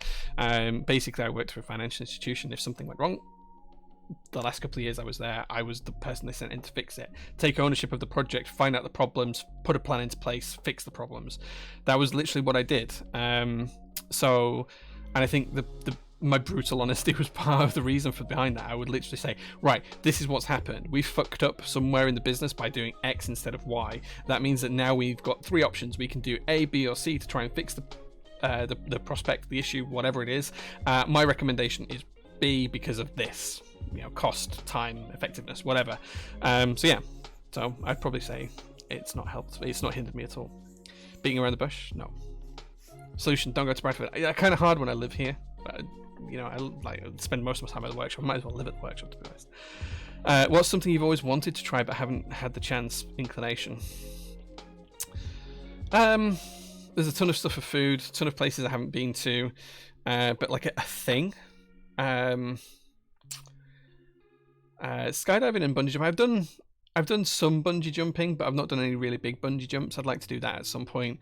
Skydiving, I've done a lot of the in-air stuff, and I've done a tandem one, but I'd love to do a solo one at one point, but I don't know if I'll ever get the qualifications to do that. It'd be cool if I could, though. Probably I think that's probably the answer, like a solo skydive.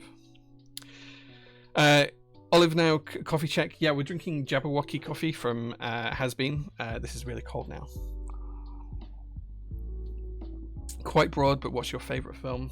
I don't really have an answer to that. 12 Angry Men was really important to me in like college years, and like a more modern movie. The inspiration that the first Matrix movie had on me and the impact it had on my view of stuff, that's probably quite big. That was almost like a religious kind of feeling for me at times. But 12 Angry Men and Matrix would probably be the 2 I'd pick. One of those flippy octopus plushies. Yeah, it's cool. Protopus. Lottie's a great name. Spud. Should be called Rob. No, he's so angry. Yeah, he gets really angry. I see myself in it. Yeah. Nacho. Maybe. Just call him Anger after the best MK UK member. I thought the best MK UK member was Gouty, but I don't know. Call him Keith and he has the reason to be angry. Wow. Pete after PC. I like that. Pete. Yeah, Pete's good. Today Jay's building a cake. Oh yeah, Nigel Clipper says, how are you affording the RS6 on a 12k salary? So Nigel, like, I only have one source of income, but that doesn't mean to say I didn't earn well in my previous job. I do have a large amount of money. I'm not going to tell you the number, but I have enough money saved up to like last me a few years. That's part of the reason why I do only draw a small salary, and it's part of the reason why I only took nothing out of the business for the first 2.5 years. Like, I only started taking a salary in April last year, so March was my 12th payment. April will be my 13th payment from the business. So yeah, it's not about affording it on my salary, it's just something that's going to come out of savings. So there we go. Being doing karate for 30 years. Yes, yeah, old. No, Laguna Seca, that's the one. Yes, thank you, Tim. That was the track I was thinking of. Yes. Is there one invention you wish could be uninvented? Yeah, keyboards.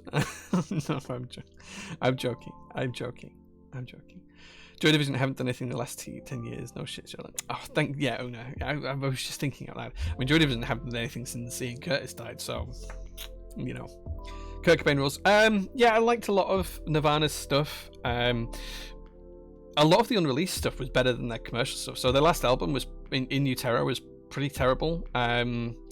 Bleached and Smells Like Teen Spirit were not Smells Like, Nevermind it was called, was the album, sorry, were both really good. Nevermind is way overplayed now, but a lot of the songs are still great on there, and they did some B-side stuff as well. But a lot of the unreleased stuff, there was an album that came out like 2001 2002 with a ton of their unreleased stuff on. That was by far better than anything they ever released while they were around. So yeah.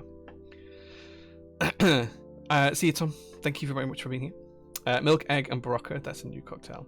It's not a cocktail, it's just really good. It gives you everything you need. what qualifications you need for. I think you've got to have done like so many tandem jumps before you can do like a solo jump and like pass an exam or something. I don't know. I've never really looked into it. 12 Angry Men is a fantastic film. Yeah, I mean the original black and white one, not the remake version, which I haven't watched. Rama Customer for the name of the octopus. Nice. How did you get the idea of starting a key business, and how did you opening go when you opened Prototypist? So I was in keyboards for a long time as a hobbyist. So I joined keyboards around 2013, 2014 as a hobbyist when I found Geek Hack and group buys and all of this kind of stuff. My first group buy was SA Calm Depths, the first one. I think that was 2014. So I was just like wanted a nice tool to do my corporate day job with, and that's kind of how I got into keyboards. From there I started streaming around 2017 and into 2018. Then I got picked up by Top Clack when one of the co-hosts of Top Clack left, and I joined Top Clack, which used to cover all of the group buy news and stuff like that, and I started that in January 2019. Prototypist had kind of been like an idea in the back of my head since late 2018, and originally it was supposed to start not long after I joined Top Clack. So I joined Top Clack in January 2019, and Prototypist was supposed to start around March, April time of that year. And I'd already started to do some of the groundwork for that, like a name, logos, that kind of stuff, get things sorted out.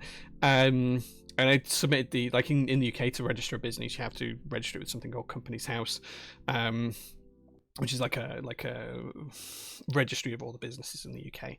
And I submitted the original registration for Prototypist at the back end of March. Now, sadly, my mum died the same week as I was submitting that, and that kind of put me off starting up the business for a little while. I kind of had a little bit of funk. I was upset, I was sad, I was grieving, and then I'd already planned to go in June 2019 to the Seattle meetup in the US, primarily to meet Brian from Top Clack, so we could like actually do a Top Clack show together rather than being spread halfway across the world, and also to try and meet with some of the other vendors to talk about setting up Prototypist, go with some business deals and that kind of thing. Particularly Upas was someone I'd arranged to meet from Canon Keys, because they'd started around the same sort of time, Project Keyboard and a few others at the same time as well. And I was still like that meeting was really good, and the whole kind of trip was really good, and it kind of slowly started to get me out of that funk of that grieving phase. And then by the November, I'd pretty much sorted everything out, got an accountant on board, got the company set up, and our first trading day officially was the 1st of November 2019. So yeah, it was kind of interesting. And then in terms of like opening it up, like our first product was a failure. We tried to do a calendar with TKC, which was going to have like images of keyboards and stuff like that in it, pay royalties to designers, and no one bought it. Like just no one bought it. So we didn't do that. That was going to be for 2020. Incredible. But then we started to run some other group buys, some of the products. We worked with TKC, Canon Keys, Novel Keys, a few of the other big US vendors. We started to do our own products, the JL1 and a few of the bits and pieces like that. And slowly we just built up to where we are now, which is ostensibly one of the largest vendors in the UK. We've got a team of 5 staff, 7 in total, but 5 main staff, 2 kind of like on a contract retainer basis. Maybe another one if we count Tim, actually. Don't know if we count Tim on that yet. We'll see. So yeah, so it's just grown from there, and it's kind of gone a bit nuts. But yeah, I cannot imagine starting a new business from the ground up. Yeah, I had to put a large chunk of money down to like start the business. That was the biggest step. Everyone thinks that we just started from nothing, and well, if anyone can do that, fair play to them. But like we didn't. We just like I just chucked a load of money at it and like yeeted it off and decided to start doing it. And originally it wasn't supposed to be a company like this. It was never supposed to get to this size. It was supposed to be something for me to produce my own keyboards, kind of like side of desk kind of thing. Like the conversations I had with other vendors was like for really small stuff, or to try and get them to run our products over in the US or things like that. And it was supposed to be like something I did on a weekend to generate some extra revenue or some extra income whilst I was working my corporate job. And then here we are 3 years later, and nearly 4 years later, and we're a multi-million-pound company. It's kind of nuts. It's just gone crazy. It's kind of crazy. You want a J calendar? People would pay me not to release that, I think. You wouldn't want to see 12 pictures of me. That's not something you'd want. So, yeah. So that's it. Right, okay. So soldering is done. It's now time to put the rest of the board back together. We will test the PCB. As we don't need a daughter board, we can probably test that quite quickly. Let's get up a switch hitter. We have got an ISO layout. There we go. So let's unplug this. Oh, Perlin's asked a question. She said, if you could one person from the past or present, who would it be and what would you say? Do you mean if I could meet one person from the past or present? If I could meet one person, oh, all lights up, nice. That's good. That's a good start. If I could meet one person from the past or present, who would it be? One person from the past or present. That's a really good question.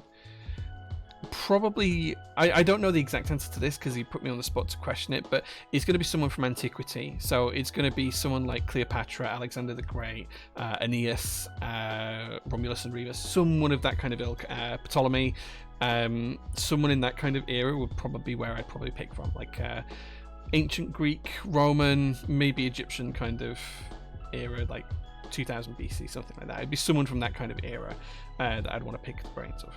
I hope that helps. Right, okay, let's test this keyboard out. Okay, everything's working so far. Oh, we don't have F13 on here, but I'm going to assume that F13 is working. There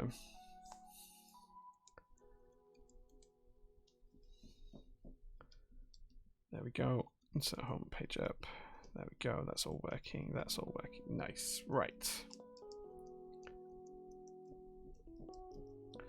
I know she really said if you could one person. Oh wait, we wanted ISO, 88 key ISO. Let's redo that. I don't know why I had it set on an ANSI layout. Yeah, it's F13. F13 is probably just not configured for what's visible on screen. Yeah, if you could one person. If you could one person. So is that like a if you could do one person? Definitely Cleopatra. Okay, so ISO enter is working. Those two are just the opposite way around. We just need to fix that in the software for the board. That's a dead easy fix. Caps lock is working. We have split shift, so that's not going to show up anything, but I suspect if we find the right button, we'll confirm that that's... Okay, I can't find it. But anyway, that'll be an FN key. Oh, that is FN.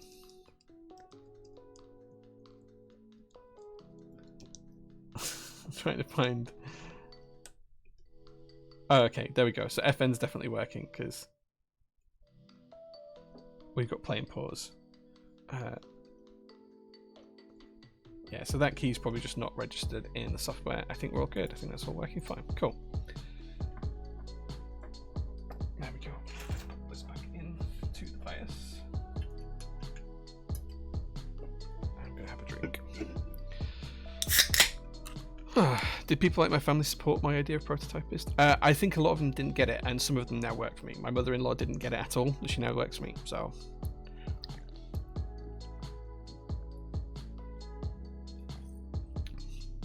It's ideal for the UK market. What's ideal for the UK market? 12 pictures isn't enough, that's why. 12 pictures was too many, that's why. Bikini on the Datsun? Maybe not. 1 month for each car. Yeah, I could probably do 1 month for each car. Yeah. Yeah. No TPS moment today? No, absolutely not. It's good. I've missed much. Wife needed me for 30 minutes. No worries, man. No worries. I was just more talking. People asking questions. Prototypist is ideal for the UK. Oh, thanks, man. I appreciate that. Right. Okay. So now we've built the keyboard. Let's get rid of all of the rubbish on the desk. It's time to pop the keyboard together. So we are not building it with the gasket mount. We do need the top case though. So I'm just going to pull this off the keyboard. And we are going to build this top mount. So I'm just going to pop this down gently. I'm going to pop the plate and PCB assembly inside. Going to make sure that the USB lines up nicely. And then it's time to pop the screws in. So, to do so, I'm going to diametrically oppose these. So we're going to start in this front corner here. And we're just going to make sure everything lines up correctly just there. We're just going to gently tighten that one up, not tighten it too far. For start off, we don't want to over tighten something that's in polycarbonate because we may rip the threads, and that's not good. So we're just going to gently tighten that up. But also we just need to make sure that everything is neatly aligned as well. So now we're going to go diametrically opposed around the board.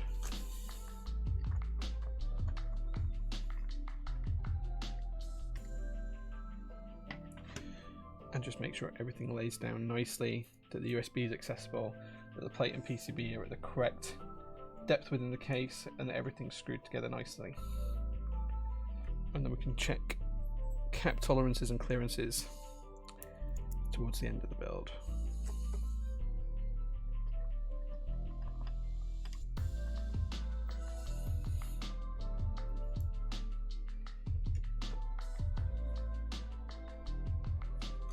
Okay, last screw. Whoops, and I dropped the screw. You don't want keycaps to get for your Mirage Mode Envoy. We have a ton in stock, so plenty to choose from.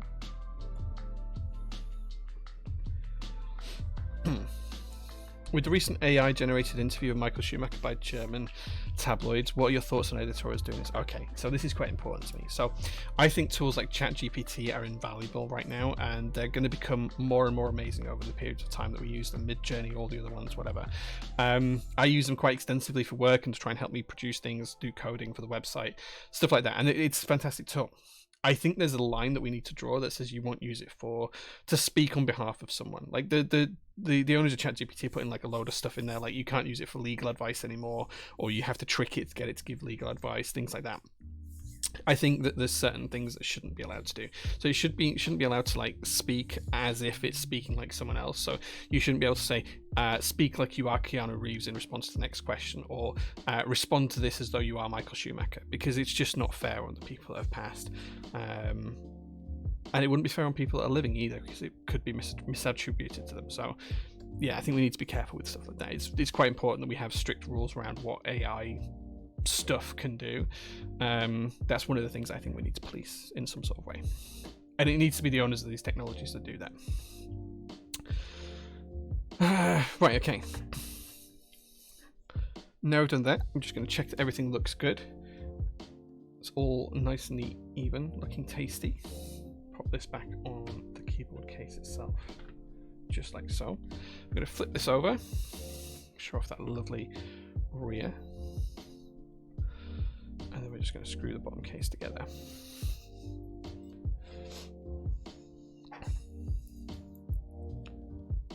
Again, we're just going to go diametrically close. Now with polycarbonate, you only want to go finger tight. You don't want to go too tight because you risk stripping the threads in the polycarbonate.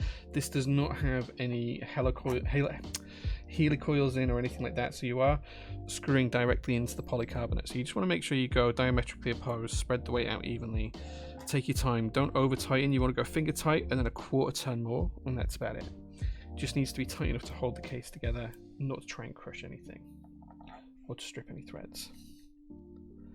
Prototypist is also ideal for the Icelandic market. Nice. I have noticed we've had quite a few orders from Iceland recently, which is really cool.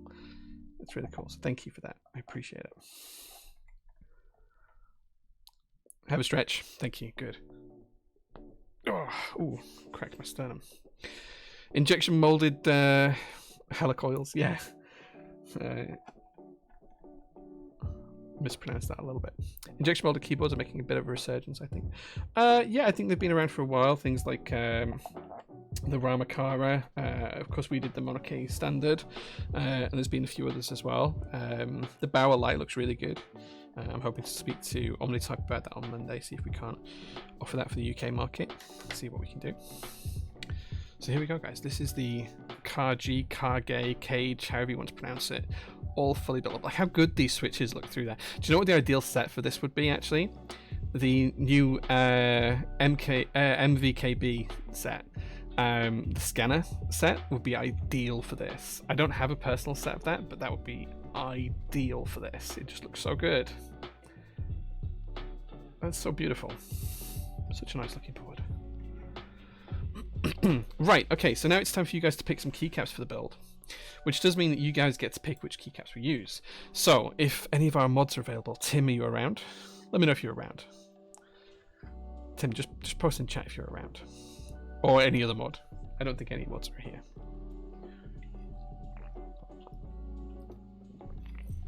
Okay, Tim's here.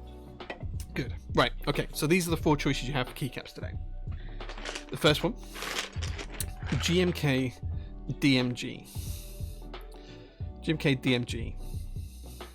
That's the first choice, GMK DMG. Second choice, GMK Violet on Cream. Pretty nice set. You haven't seen all of them yet, so don't say DMG for sure. Third option, GMK Oblivion round 1. This is the white, the Hagoramo base.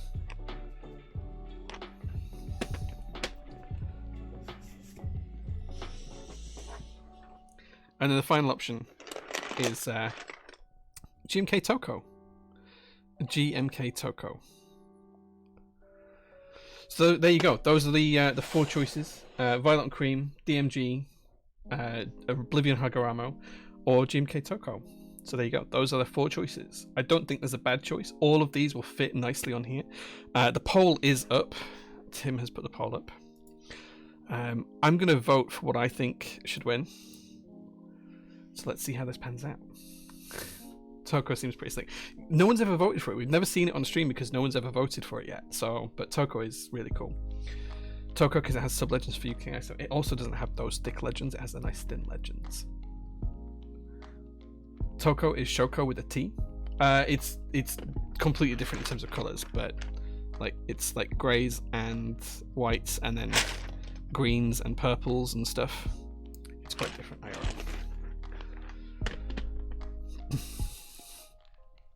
I feel like I should have gone to Kiwis instead of the Hades switches for the color.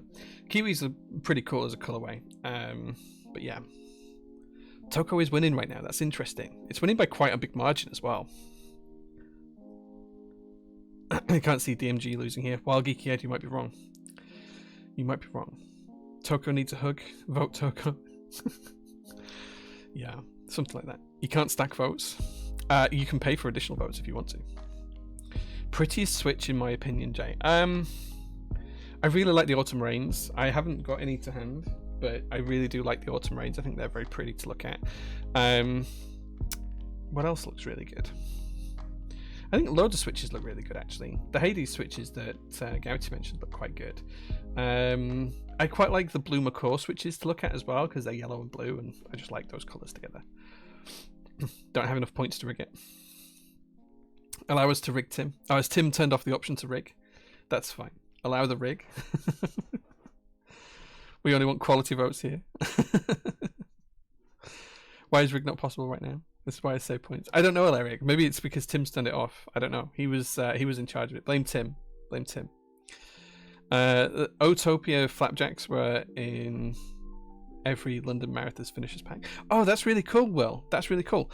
So for those of you who don't know, Will sends us flapjacks every now and again, and they are to die for. The Bakewell flapjack we always fight over, like Mel and I. If there's flapjacks that Will sends us, we tend to literally fall out over who gets the Bakewell one. Like that is something that happens. We have actively had bad words spoken between Mel and I about who gets the Bakewell one. Like this happens. This is a real thing. I slightly prefer it without rigging. Feels more authentic. Sure. Can I order you some ginger biscuits? Yeah, I love a ginger biscuit. Of course you can send me some ginger biscuits. I'm not going to say that. More on the way for the Kahaku win. Nice. Thank you. I'll make sure the next one is riggable. Nice. Tim's going to let people rig the next votes. I don't think we have another vote today. Democracy should rule. What So is that with rigging or without rigging? Dear, that makes me laugh. Is that with or without rigging democracy?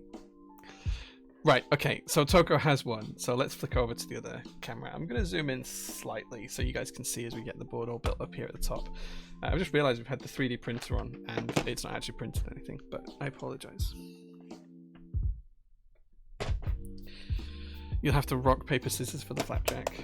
I think Mel will just tell me I'm wrong no matter what, no matter who gets it. If I get it, she'll just say that I was wrong. Okay, let's start with the spacebar because we have that to hand. We need the nice 7U space. Oh, this is quite flexible even as a top mount. Okay, we don't need any shifts because well, we do need shifts, but no, we don't need any that need stabilizers because well, we've gone for the split options. Don't need split space bars. We can get rid of those. We do need the short shift there. And I think we've got the short shift here as well. There we go. We pop the FN key on in green to match it. We've got an Alt key just there and an Alt key just there. Got a Control key here. This set's so good. This set is just so good. I really like this set. Okay, we don't need any more shifts, alts or controls, so I can get rid of those. We do need the ISO enter key, so we're going to pop that on because this board is for a customer. And they've chosen to go for ISO enter. We don't need that, we don't need that. We do need the Z, we don't need the 4 or the 5. F6. Oops. Oh, interesting. The board tilts if you press here to put a keycap on. Interesting. That's fine. Whoops. CVBNM. Go pop that one there. Don't need that. 8, 1, 2, 3, 4, 5, 6, 7, 8 is going to go there. 6 is going to go here. We've got the apostrophe just there. The UK ISO with the sub-legends looks so good.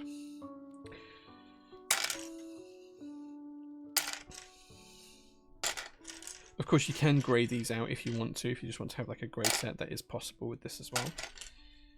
But not today. Not today. I do need step caps lock. Can we see step caps lock anywhere? I don't see it yet. There it is. Step caps. Okay.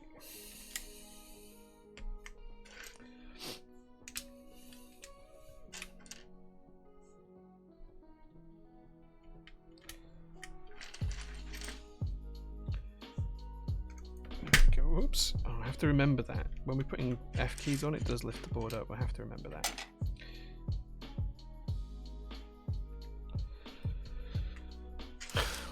Without, it doesn't fit what I wanted for, but it's right. Wait, what? What? Oh, okay. A Kiwi's a tactile version of Tangerine's? Pretty much, yeah. I think it'd just be nice with the dark mods. It is, but I like the coloured mods, so we're going to use those today. This is the dictatorship now. We've changed from a democracy to a dictatorship. That's the wrong 2. I think we have the UK ISO 2. I'm just going to keep it to one side because I'm pretty sure we have got the UK ISO keys for this. Put the TKL cluster keys over to one side for now. Yeah, there we go. So that's the correct 2 for the UK ISO. 7, 8, 9. Remember this time. Page down, we've got the correct one for there. Up arrow.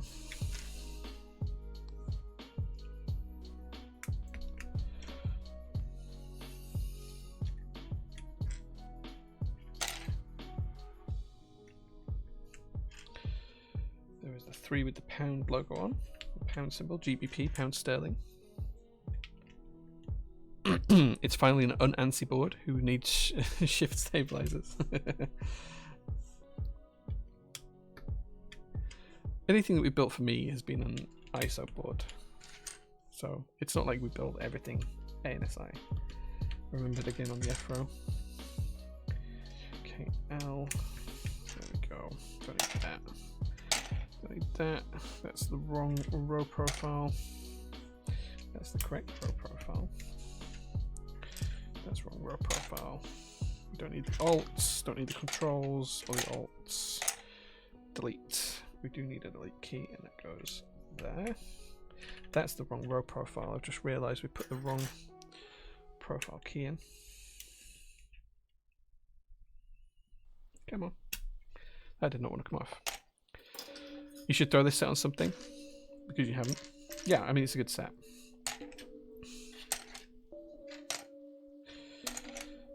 Okay. The UK ISO correct pipe key here. Not pipe key, backtick.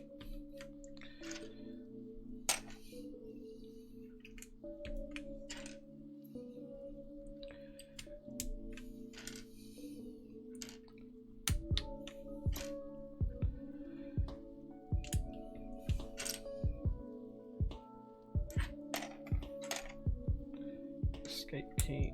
I thought it had a yellow escape key, I'm not gonna lie. I must be misremembering though.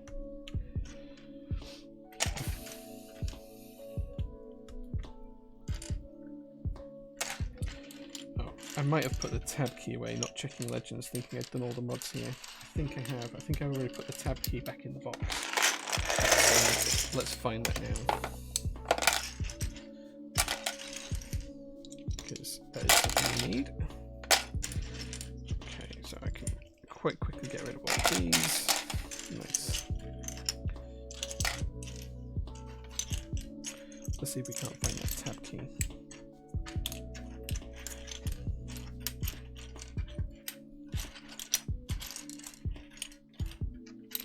Wait, is there no tab? There must be a tab key. Wait, how have we not got a tab key here? Am I going blind, or is there actually no tab key in this? There it is. This set, I believe, has sold out with the lead vendors now. Okay. Now we can get rid of all of the larger than one new mods, because we don't need those anymore.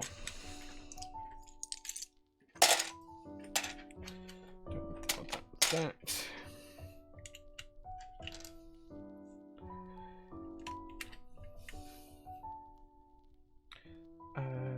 End goes there, so that's not the right one. Page up, that's the wrong row profile, for we don't need that. Control we don't need, alt we don't need. That and that we don't need, there we go. Okay.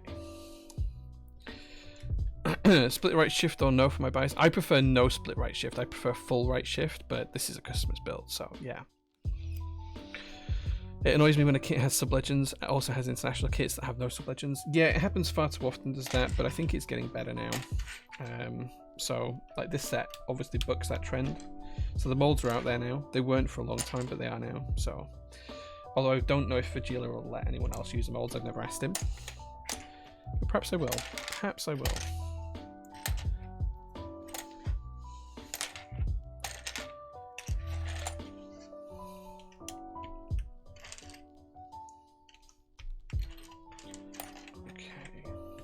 It is nice to have the mold with UK ISO on, to be honest.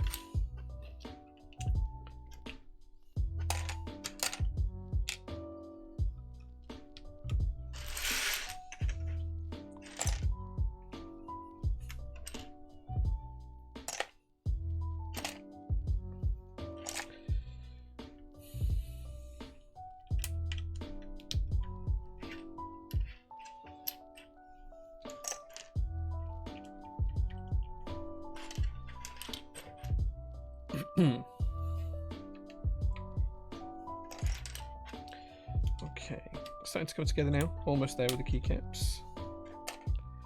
Just feel like I've not got enough left here, but I'm sure there is. Oh, that's wrong profile as well. How I managed that? That's twice I've done that. Come on. That's the correct row profile. There we go. Arrow key.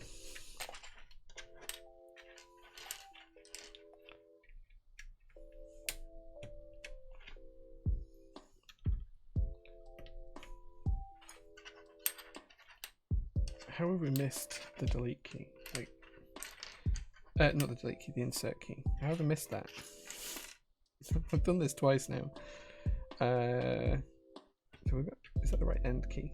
Yeah, that's right there. So we just now need the insert key, which I must have put back in the top. I'll grab that in a second. I'll do that at the end.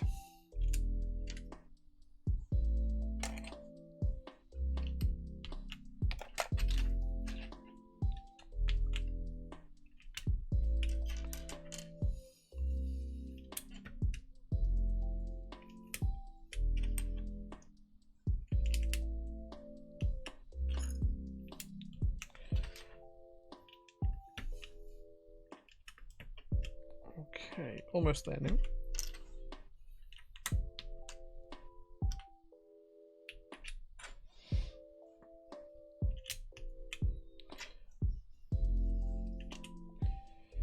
Okay, there is no F13, so I am just going to put numlock up there for now, just to have coverage. And now I just need to find the insert key, which it's right here. There we go. There we go. That is the board done. This looks really good. PT keycap on escape. I don't have any PT keycaps at hand, but I do have some new ones arriving next week, which I can't wait to share with you guys. What's your thought on some keycap designers saying Japanese sublegends on ISO is an abomination when the ANSI JP variant is just a Microsoft bodge job? I think that if you're going to do like a sublegend key set, you need to put it on both ANSI and ISO keys, otherwise it just doesn't look right. Makes the instant kit worthless, yeah. JP sublegends are decorative anyway, so of course we should be able to have them too. Yeah, I agree. I saw something funny from one keycap designer the other day, keeping Alt-GR but dropping ISO support. That's because some people like the angry Alt. I do prefer Alt-GR, but I don't think it's necessarily needed for any layout. It's just a nice to have. So, yeah. Giovanni says, I'll be donating to the Walk charity when I get paid. It's great to see PT supporting a good cause, especially one that hits close for me too. I urge everyone to give whatever they can. Hope to see more charity events this year. Yeah, absolutely. We're going to be walking 3 mountains and a marathon in the same day, and I'm really excited for it. Is it possible to flash a board's firmware with something else to make it VI compatible? Depends on the board. Really does depend on the board. Low-key Piccolo vibes from the board now. It looks so good, right? Even after getting into the hobby, I still don't know what scroll lock does or pause break.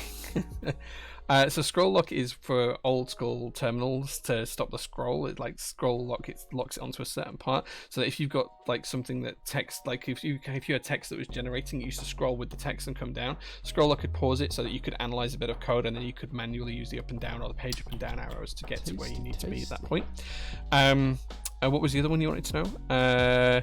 Pause break. Pause break is a really old one, and you used to be able to use it. I don't know if this is like its original use case, but I remember it being in very early word processors back in before Windows 95, and you used to use it to insert break lines and pause lines and things like that. So I think that's where it comes from. Looks pretty flexy for a top mount with that plate. It is pretty flexible, yeah. That set was definitely the right choice. I'm glad no one was able to fix it and ruin it. Yeah, it's a really nice set. Why doesn't people run more GMK sets with R5 bottom row? It's a superior profile. So the reason usually is cost. R5 costs significantly more than R4 for the bottom row. That's usually the reason, but I prefer it as well. So here's me out. Avocados are mid. Wait, what? Bartowski, thank you so much for the 12 months of subs, man. I appreciate that. Sorry I'm late for the party. Had some friendovers for Scran. Nice. Hope that went well. I was literally used to holding the scroll text on terminals. You used to use scroll lock on terminals? Like that's even before my time, but I know that's what it was for. Winky and break system settings. Does that work? I have no winky. Oh well. But look how good this looks. Una, I hope you're happy with this. This looks so good. You can't have the key set though, I'm afraid. You'd have to pry this from my cold dead fingers. I have had a roast dinner with jam roly-poly. Nice, that sounds great.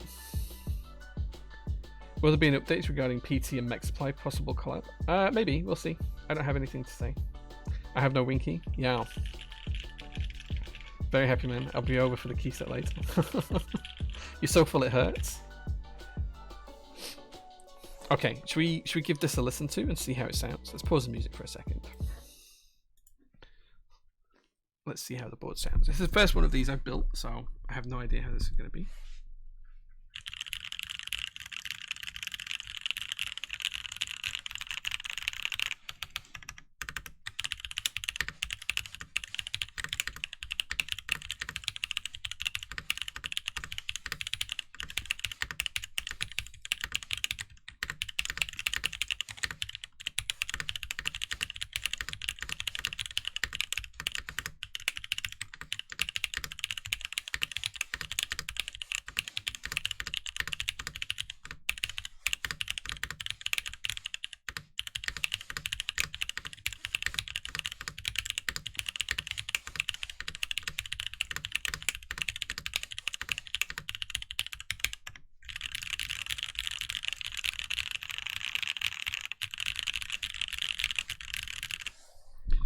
It's pretty loud, but it sounds really, really good.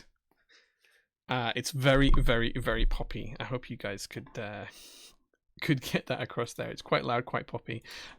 It's a while since I've typed on anything tactile, so this is quite an interesting typing experience for me again. I've forgotten how much I dislike tactiles until this, but these feel alright. These feel alright. For an unlubed Switch, this sounds pretty good too.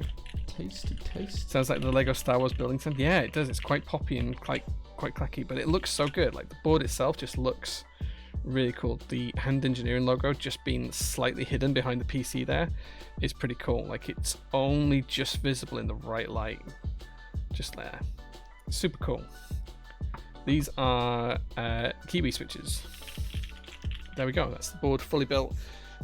The key set is not staying on the board though, and I'm really sorry. I'm really sorry. That's a lot of clack. Your responsibilities are going to murder you. Yeah, Una's going to get there. Yeah. Disappointed. Han Solo, thank you so much for the 30 months of subs. He says the black PC looks nice. It looks really good. Tactile gang rise up. Yeah, okay. PC color is too nice. Did I miss any news today?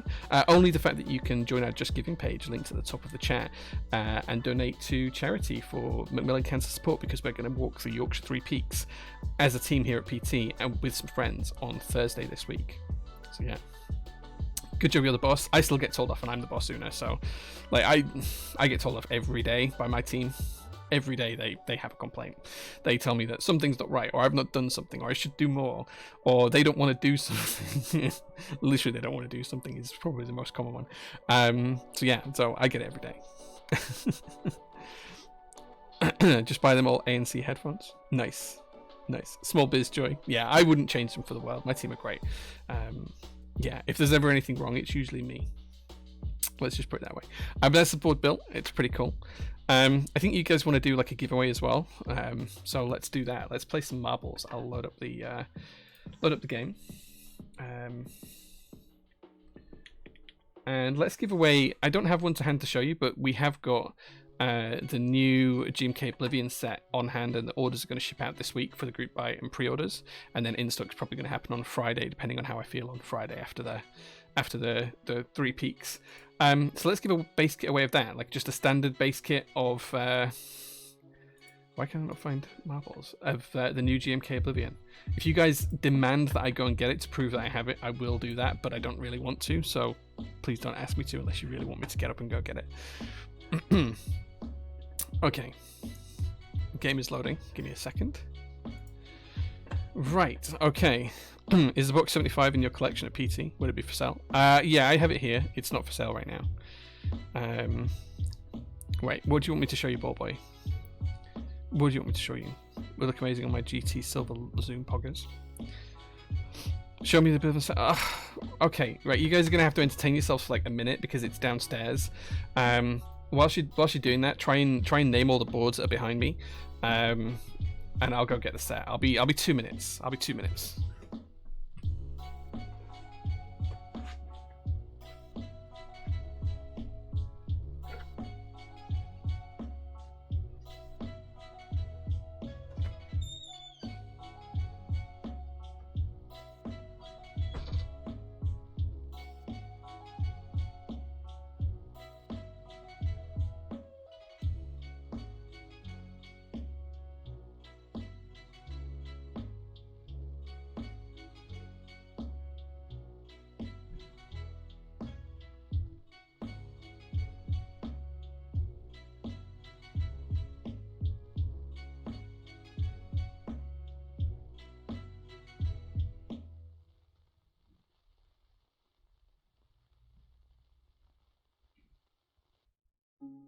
Incredible.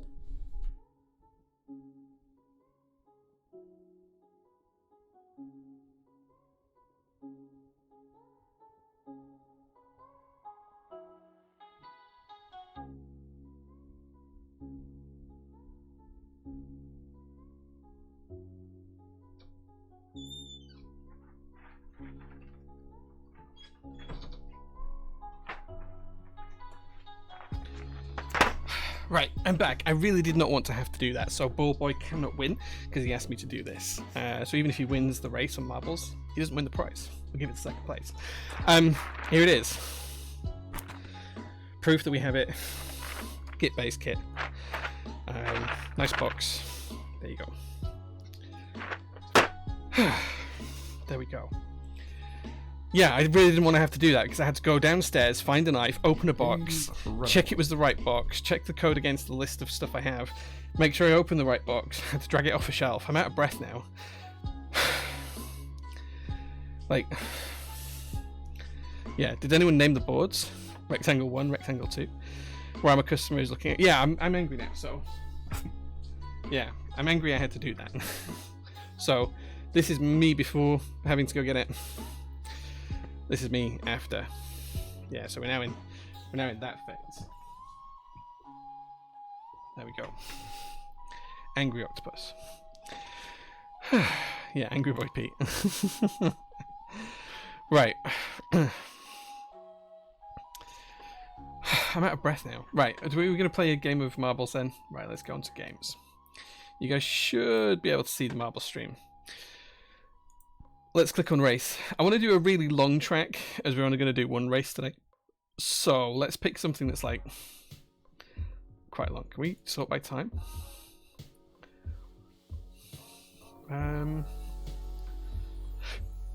4 minutes. 5 minutes 33, the Glade. Let's do this one. Right, okay, if you want to be in it to win it, you have to put exclamation mark play into chat, just like I have done there. That's me in first. You guys can win GMK Oblivion. It is here, proof I have it. It's not a lie, it's real. It's here in my hands. It's the Git base kit. I don't know if that's the standard one. It was just the first base kit I came to, so that's what I grabbed.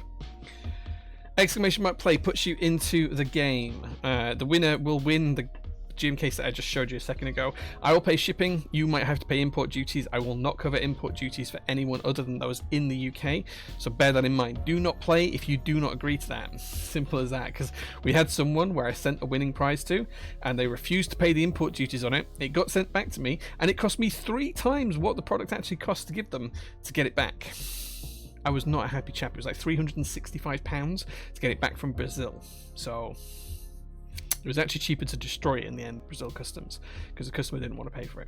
So, or the winner didn't want to pay for it. So bear that in mind. If you win it, this is up to you to pay for the import duties. But you get a free key set, so it's worth it, right? Okay, I'm going to hit start now because we've got 92 of you in here. I have 183 viewers, so about half of you watching are playing. So this is your last shout. You've got 20 seconds starting now to get in the race. Exclamation mark play puts you in. Some customs person got a nice key set at least. Well, we paid for it to be destroyed, so I think it was like £90 to destroy it, or it was £365 to return it, something like that. Numbers are rough, but it was something like that. Okay, here we go. 5 seconds. 4, 3, 2, 1, and away we go.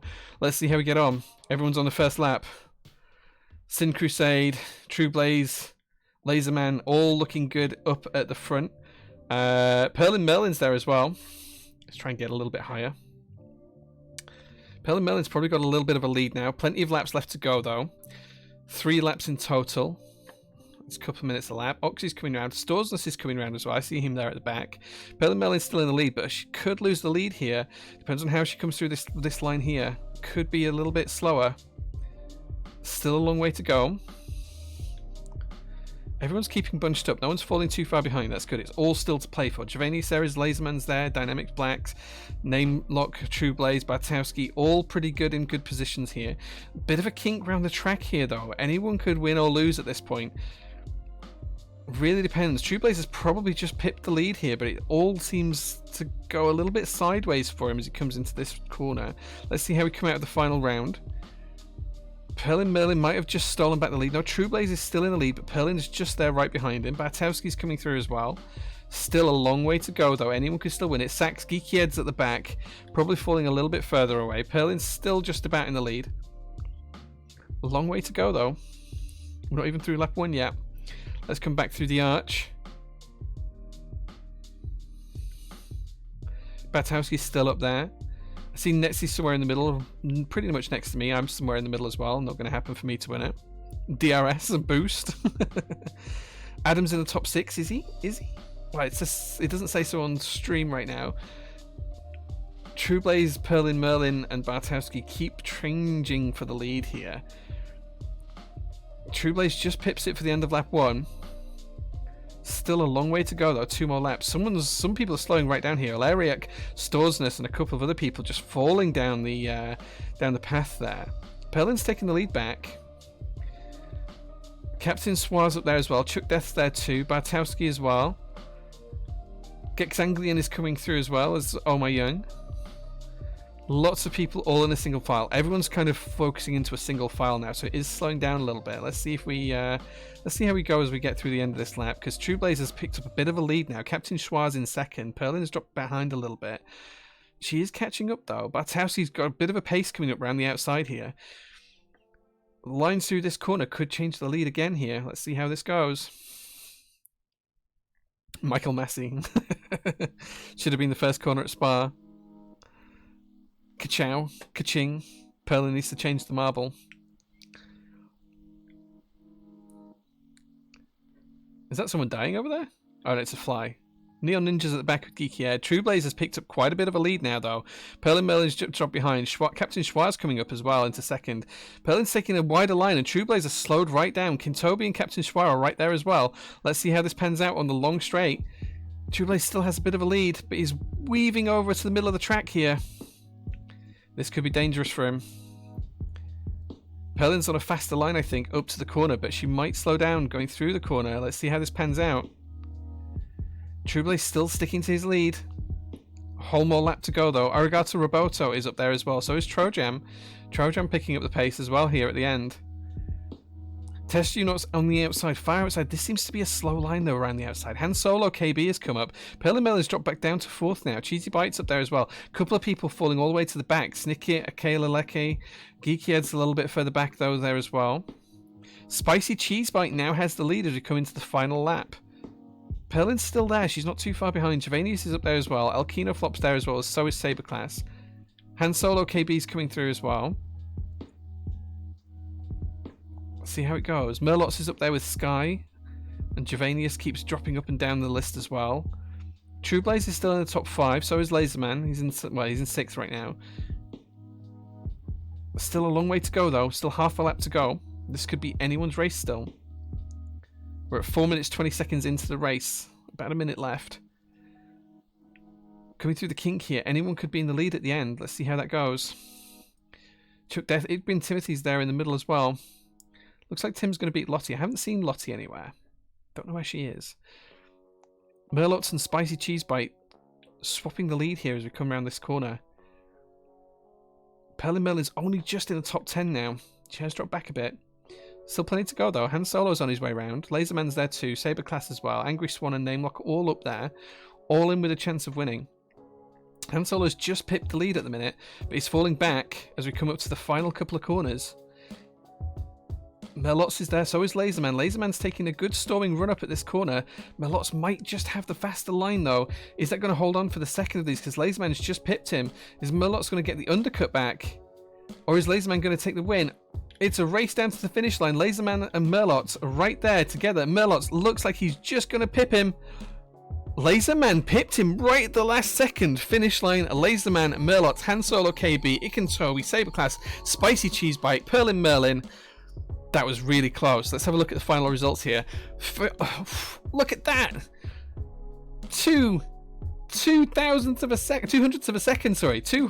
a second. Look at the difference. Laserman and Merlots right there at the end. Photo finish. I'm really sorry, Merlots, but you were pipped by Laserman. That was superb finish at the end. Han Solo takes 3rd. Ikentobi takes 4th. Saberclass takes 5th. Spicy Cheeseback takes 6th. Perlin Merlin takes 7th. Chuck Death takes 8th. Trojam takes 9th. Blue Toggles takes 10th. That is your top 10. Laserman, if you want to reach out to any of the mods, either on Discord or on Twitch, send them a message with all of your details, and we'll make sure we get the prize out to you this week. It'll probably be Wednesday, Thursday when we post it. Wednesday when we post it, but drop the details over and we'll get that shipped out to you. Remember, if you're outside of the UK, then you will have to pay your own import duties, but we'll cover shipping and the cost of the product, unless you're in the UK, and we'll cover VAT too as well for UK winners. Okay, let's have a look and see who came down the list, if there's anyone else we recognise. Oxy there in 25th, Alariac was 17th, Angry Swan got 19th, Igbin Timothy, one of our mods, got 27th. Sarajiman's there in 30th. Vintage Kish, who went out for a nice pizza today with a friend, 32nd. Jellymaster, 38th. Just scrolling down, Gouty got 50th. top 50 for a win gouts. I think that's good. My Lottie Pony there, she is 65th, finished behind Tim. Tim always finishing first with Lottie. I see how it is. Leonardo de Mouse there as well. There's me, 70th, almost 69th. I wanted the 69th spot, but Kara got that one. Let's see who got the final spot. Meowsaw's there as well in 84th. Gex Anglian and Geeky Ed round us out at the right at the very end, with 2/10 of a second in it between 5:30 and 0.4, 5:30.6. So congratulations to those for bringing up the rear. Well done, guys. There we go. That is the race over. That is the race over. My Little Pony, I got wrecked. Nice. I'm the winner, apparently. Yeah, if you're the winner, reach out to other mods on Discord or Twitch. Send them your details, and I'll pick up with them, and we'll get that there. Top 3 at least. Top 3. Yeah, Han Solo, nice work at the end there. What happened to Perlin, though? She disappeared all the way down the listings. Still made the top 10, but she dropped back quite a bit. Got second place last week, so I accept my defeat this week. Nice. Haven't seen myself once yet. I couldn't see you in there either, Pumadori, but you will have been in there. You will have been in there. Missed out because Dog had a sloppy poop. Lovely. Nice.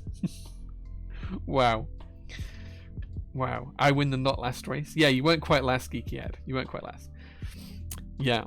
As Robert Mikey says, last moments to use the code STREAMSELL10 to get 10% discount on anything in stock on the website as long as you spend £50. That's £41.66 before VAT. So, yeah. Go and make use of that before we finish the stream. I was the Williams of that race. Nice, Nitsy, nice. DM means direct messages, but message one of the mods. Don't message me because I'll lose it. And mods will sort you out and they'll make sure that I get it packed this week. Perlin wasn't charged up enough. Yeah, don't know what happened to Perlin, but she disappeared. But right, yeah, thank you so much for watching, guys. Remember, you can support us on our Just Giving page. Link right at the top of the pins. We are going to be climbing 3 mountains in one day for charity. Please donate if you can.